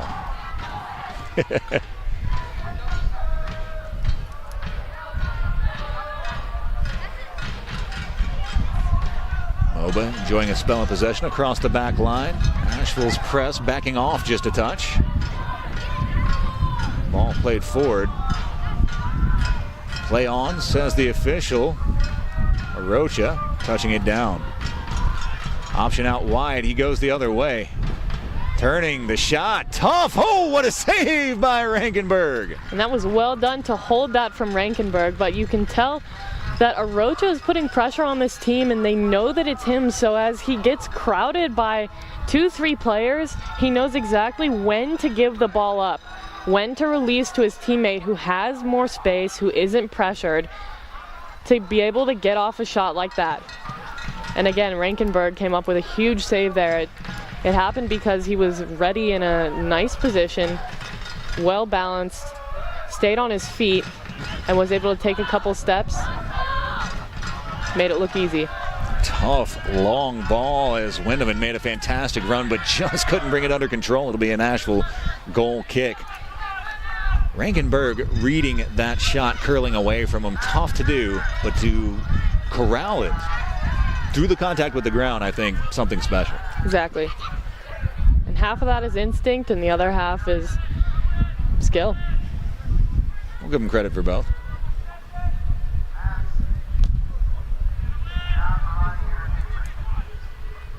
Knotted up.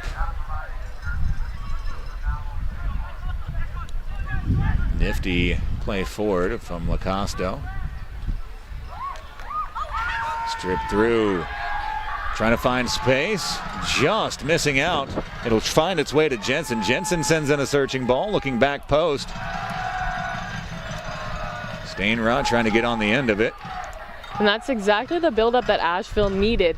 They played through the middle, short passes, interplay, combination play to move as a team together up towards the box so that they have numbers, they have the ball, they have a rhythm, and then they can play through. They're moving, which means they're moving defenders and opening up spaces. As tackled off of the ball, that'll be a foul spotted, much to the displeasure of Peachtree City.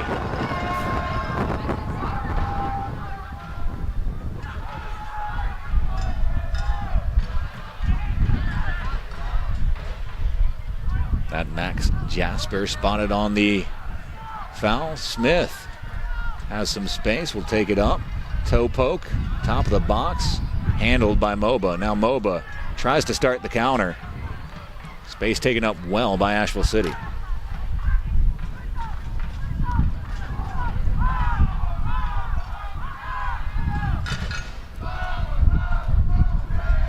Out wide.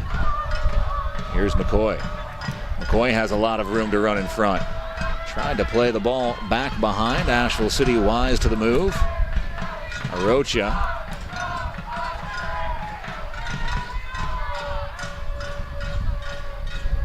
And Stainrod, nice spin. Stainrod cuts it back. Stainrod leaves his defender on the ground.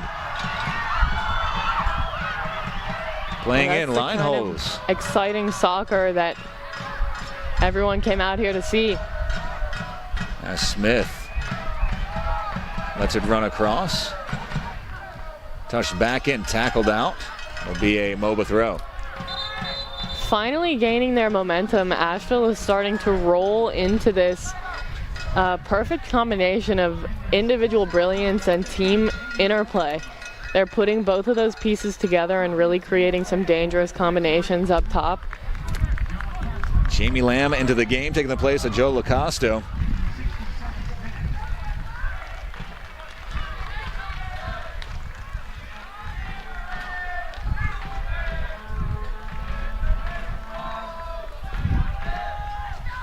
Lacosto in no hurry. As Lamb into the game as Lacosto, 2/3 of the game played.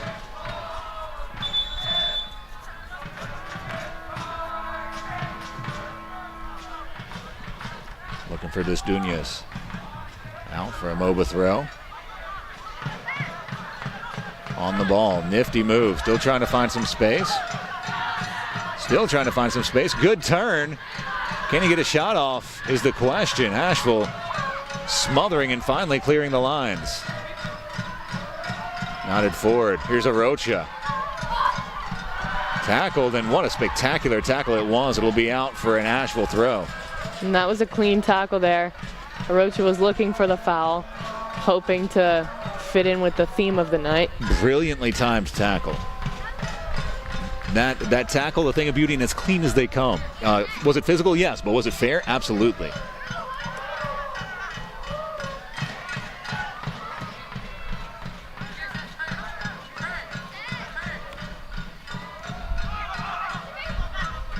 Will be all the way back for Watson.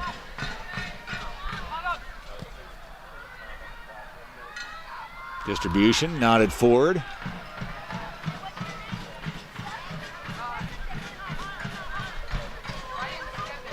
Settled by Fitzpatrick. Fitzpatrick through the middle. And that was a great first touch. Able to set that up to release it off the foot so quickly through the middle. Turned by Fitzpatrick. Fitzpatrick looking for his options. Turning towards the top of the box. Plays wide.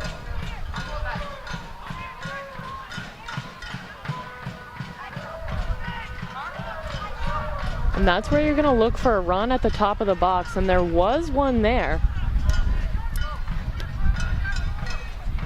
Here's McCready. McCready takes up some of the space.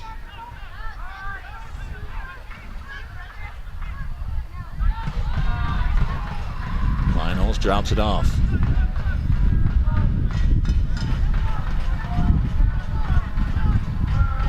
McCurley trying to find the run inside for Jensen. Bit too close to Rankenberg. Here's Moba coming the other way.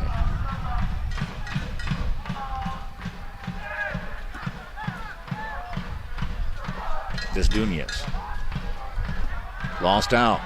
And that's a great win in the midfield for Asheville. Arocha trying to battle through. 3 and 4 defenders. Maybe a couple too many defenders to beat. And gets farther than the average player would, though. Jensen able to step in. Jensen, the cross, ushers it out. It'll be an Asheville throw. And that's where he needs a supporting run coming up underneath him, some communication from his team. no one was really ready to receive a cross even if it hadn't been blocked, so he needs help and communication. Smith through the lines, finding Fitzpatrick. Fitzpatrick to the middle. Trying to find Stainrod. Stainrod settling in its shot. Far post. Stainrod with a brace. And that was just a clinical finish right there. It is easy to get ahead of yourself, and when you break the lines like that, know that you've already scored a goal, and it is easy to mess that up. And instead he looks up, finds the goalkeeper, puts his foot through the ball. Far post. Far post. Just pinpoint perfect. Brownman, what can you do? Nothing. And a card given somewhere in the buildup, much to the dismay of Nigel Grant. Was that a yellow? He went to the top shirt pocket, so that's usually good news.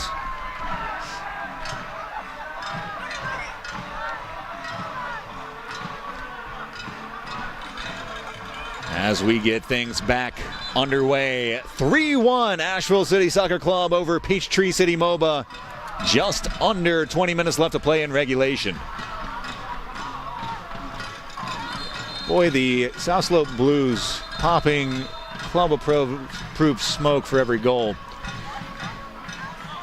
It really adds to the environment. It really does. The distant sound of cowbells. The chanting. There's just an electricity to the air at Greenwood Field. That even if you're playing the Black Hat, let's say you're Peachtree City Moba, it's got to be fun to come in here and think, you know what, I could potentially shut 500 people up, and that's got to be so energizing. I've never been afraid of being the Black Hat whenever I played. It's always easier. Being nice, that's difficult. Oh, fantastic ball out wide, settled well. Looking top of the box, it's hammered out of trouble. As a haze now settling over the field. But with as much wind as Greenwood sees, it'll be gone soon. Desduñas on the ball, has some space. Tries to slot in, trying to turn, takes the turn, the shot off the back crossbar. The settling shot just missing wide. Boy, Watson in a bit of trouble, and just a hold of the head. That first shot just came so well off the foot there. The ability to turn, take a setup touch, and strike the ball in that small of a space and strike it so well. It is very impressive. And then for Will Watson to get back up that quick to be ready for a rebound, it's a very difficult position for Asheville. Take another look, a fantastic turn, blasted in by Jasper. And did he get caught under his feet? I think maybe. It may have. Watson went early for that and then felt like he was in trouble because it took a bounce off the foot.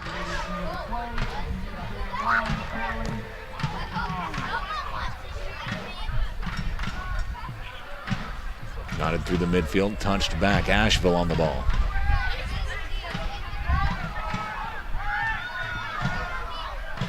Here's Jensen. As Arocha stepping in, couldn't control. It'll be out for a Peachtree City throw. And you have to love the forward touch from Arocha. Even out of control, it pushes Moba back into their own defensive third and makes them build up through the Asheville midfield, which has tightened up quite significantly since the first half. They've been winning balls higher up the field. They've been passing quickly, and they've been losing less possession in the midfield. So to pin them back in their own defensive third makes things really difficult for Moba. Chipping it, trying to find Arocha, who's dragged down by the scruff of the neck and a yellow.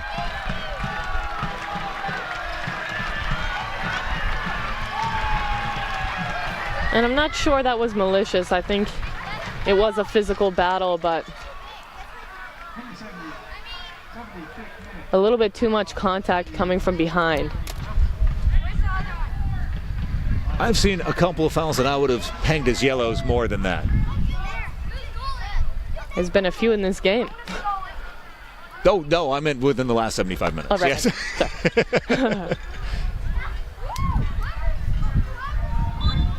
Going to be an Asheville free kick. Under 15 minutes left to go in regulation. I'd anticipate a reasonable amount of stoppage time given the 2 injuries. Vestuinia's turning, has some space, pushed out wide. Calling into action Schaefer. Drop back for Grant.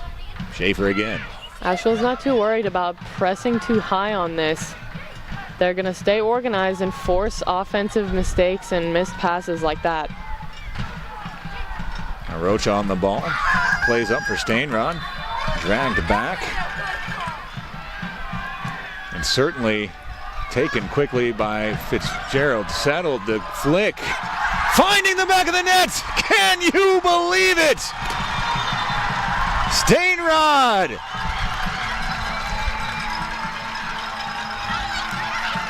As the official going to the linesman to have a word. And certainly not in an offside position. Although the flag up. There's the foul. Goal not given. Take a look. Clearly onside. Absolute shambles of a call. What a brilliant disgrace of a call. Can we get some VAR in here? Oh, it couldn't have been more than 6 yards onside. Absolute shambolic call by the official.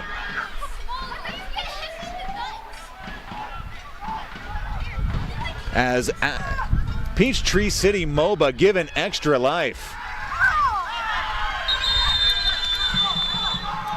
Foul spotted. It'll be whistled on Smith.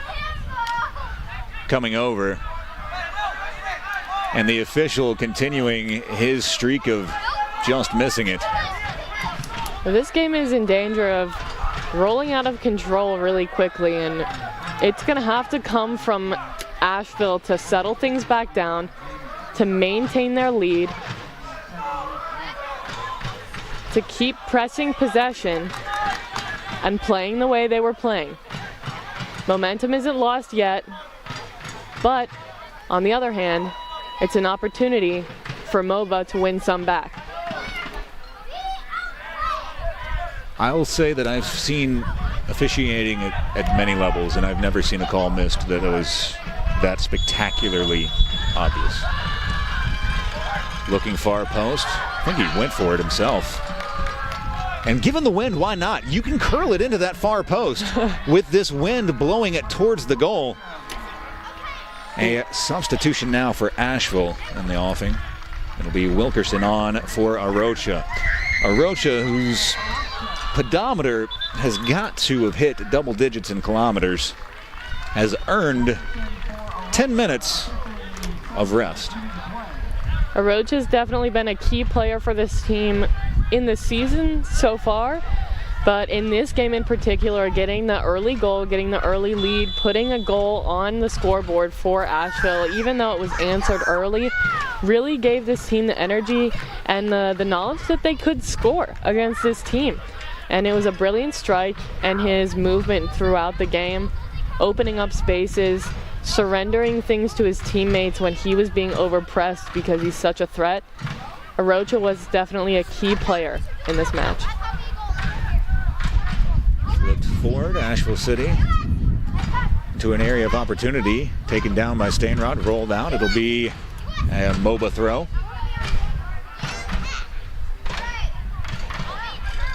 Over to take the throw, Schaefer.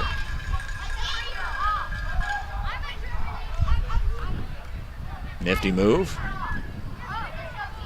Good turn, has some space to run.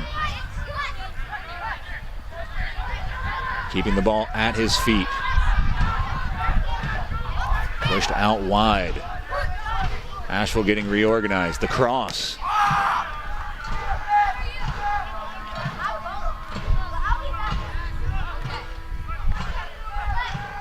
Trying to settle things down as Wyndham. Ball recycled out. Lines cleared. Trying to find the run of Wilkerson. Wilkerson giving chase. Wilkerson continuing to give chase. It'll get all the way back for Rankenberg.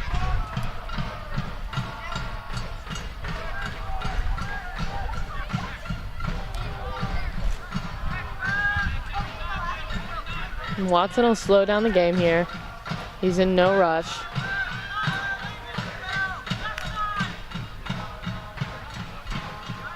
Under 10 minutes left to go in regulation.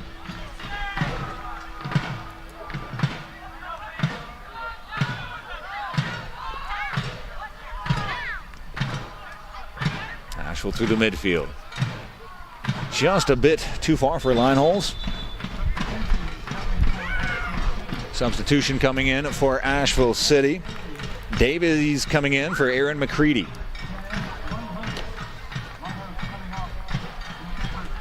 Also onto the pitch is Kevin Daly taking the place of John Eric Linehose.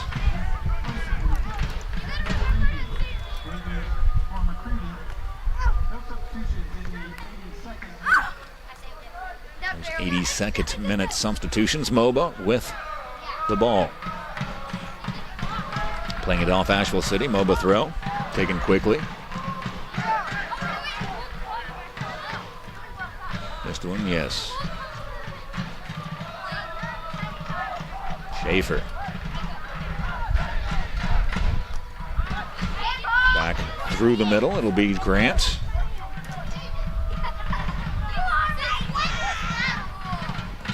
Nodded forward by Asheville. Fouled from behind. It'll be an Asheville free kick. And Asheville is forcing offensive mistakes like that. They're not super urgently going forward at all. Their attacking mentality is mostly to slow down Moba right now. They're keeping it very tight in the defense, not dropping off too far as to invite so much pressure, but stepping in at the right time, staying organized, and denying spaces for Moba to play through. Justin White on for Peachtree City Moba.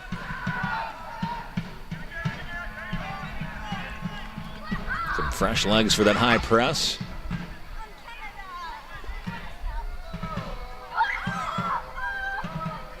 Fitzpatrick over his head. As Moba settles, it's White.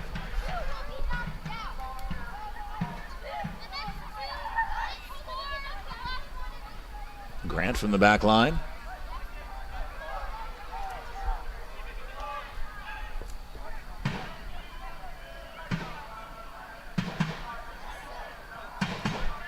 Here's White.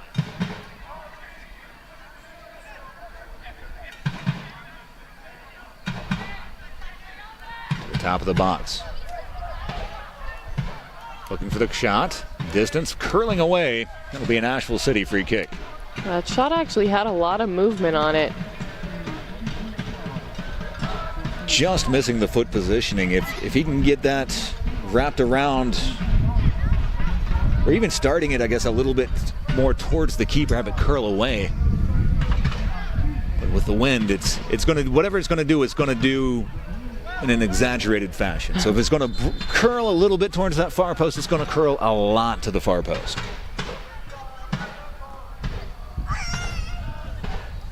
Watson back to take the free kick.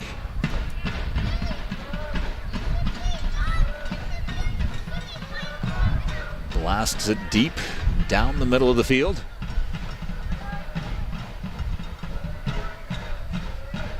Headed forward. Asheville stepping in for the tackle. Moba winning it right back. Asheville's high press, but a nifty bit of footwork from Grant. Pushing it out wide, it'll be an Asheville throw. Grant had just broken the initial pressure in his attempt to widen the play. Lost the ball out over touch.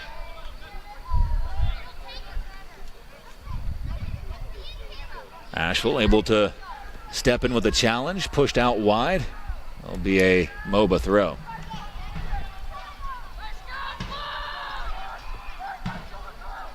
Under 5 minutes left to go in regulation.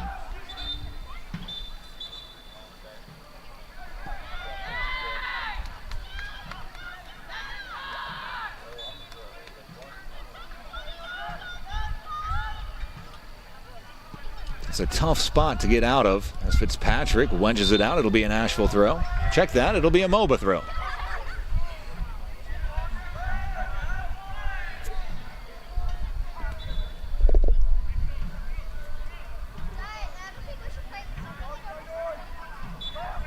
I mean, if you can try to finagle a free kick out of that position, absolutely. Why would you not try, right?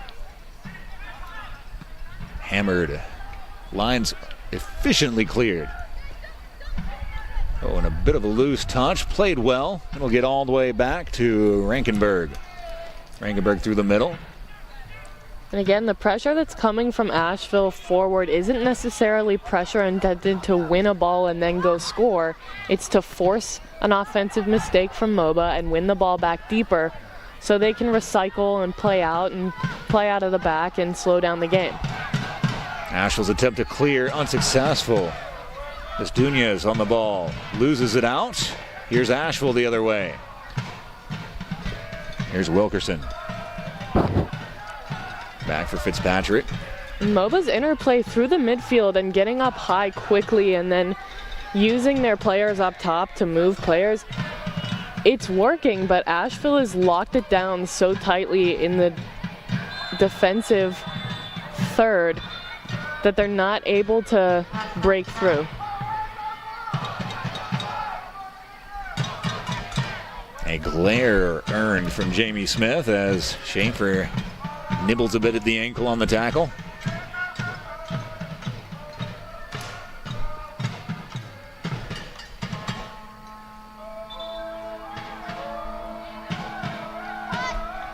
Standing over the kick, Jensen.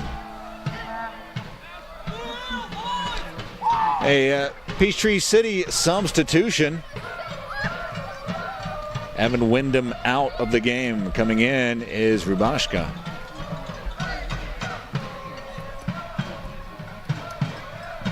With just under 3 minutes left to go in regulation. Here's Jensen. Rolling it out wide. Foul spotted.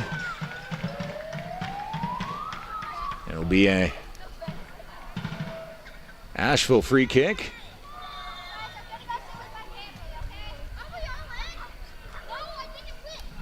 And Asheville just playing a relay race of fouls down the field. Not a dangerous foul simply because already on a yellow and a couple of fouls. Just has, I think, used up the last bit of his grace. And Asheville is definitely leaning into these fouls. They know that the ref is going to call them, and they know that they're trying to play this game out. It's game management. It'll be Jensen standing over the ball. The short option, Fitzpatrick.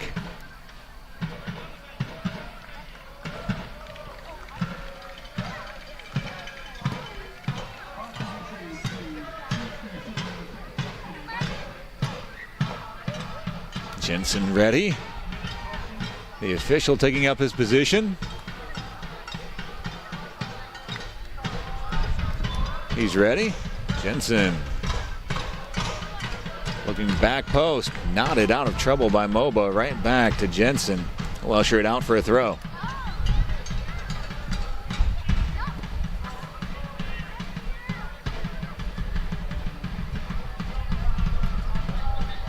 Wilkerson trying to turn. White steps in and a foul spotted on Wilkerson. And that was well defended.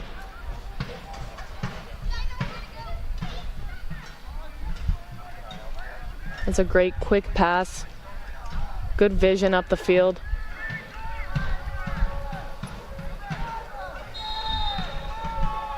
A tough tackle.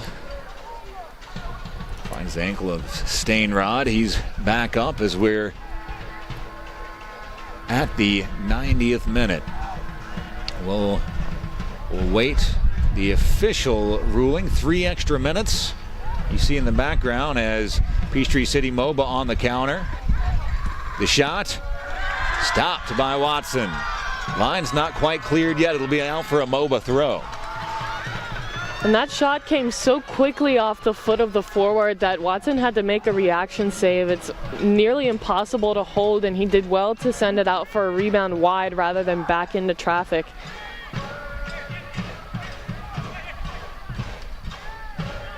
Pushed wide. Juiced into the box, continuing his run. Smith picks his pocket, and the line's cleared.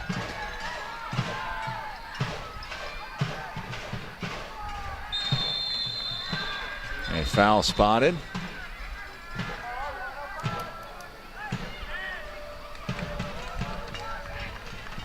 At this point in the game, there's really no need for this kind of chippy play from either team. It'll be an Asheville free kick.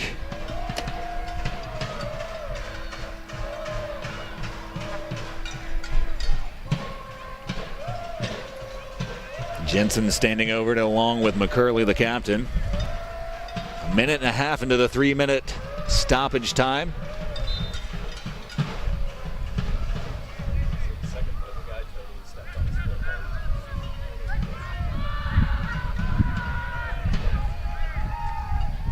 Here's Jensen. Searching ball, trying to find the run of, I believe that's Stainrod, down into the corner.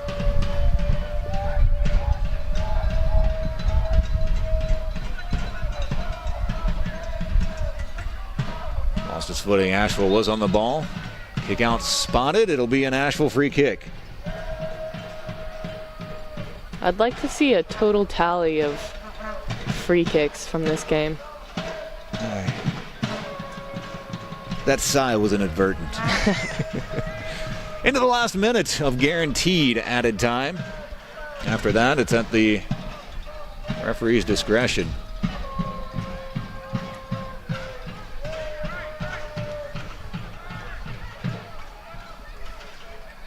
Good overlapping run. Asheville cycling. Fitzpatrick on the ball. Holding it up, Daly. Daly continuing his run. Strong on the ball from Daly.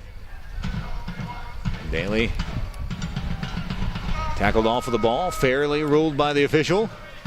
Here comes Moba the other way.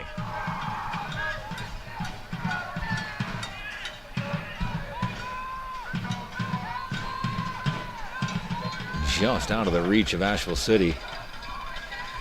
Juice trying to turn. He'll take the foul. Ball placed quickly.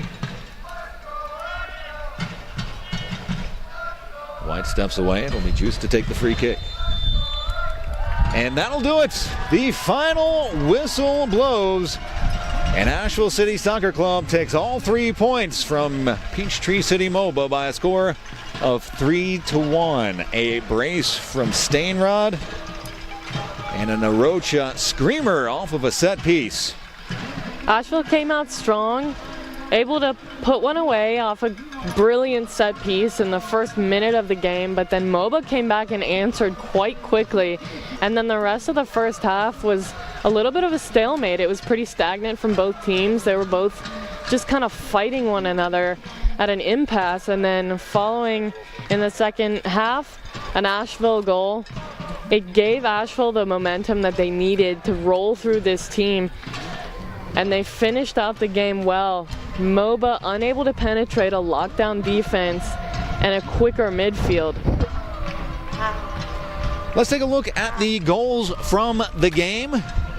Opening up with an Arocha absolute pinpoint strike. Answered back seconds later. Todd Fiddler. I mean, just two That's perfect a wonder strikes strike. just in a row. Now this, I want your opinion on this. He's come out and just missed it. He got it wrong, and Stainrod beat him to it. I mean, again, I don't mind the decision. If you're gonna go though, you need to go and go with everything. You need to get to the ball first, and if you don't get to the ball first, then you have to affect the play in another way. You have to get big, and you have to let your team know what you're doing as well. Let's take a look at the upcoming schedule for Asheville City Soccer Club men's team. As you see the Blues preparing the celebration tunnel for the 3 points from today. Dalton Red Wolves on the 12th before traveling down to Charlotte to take on the Eagles on the 16th. Down to South Carolina for the Bantams on the 19th before being back home on the 22nd for East Atlanta. I want to thank Gabriel Glenn Hebron, our camera operator, other camera operator Zach White, Roman Uglus, our graphics guru, Brian Yohe, producer extraordinaire. For Bronwyn Lutweiler, I'm Matt Stradley saying so long from Greenwood Field, where your final score, Asheville City Soccer Club 3, Peachtree City Moba 1.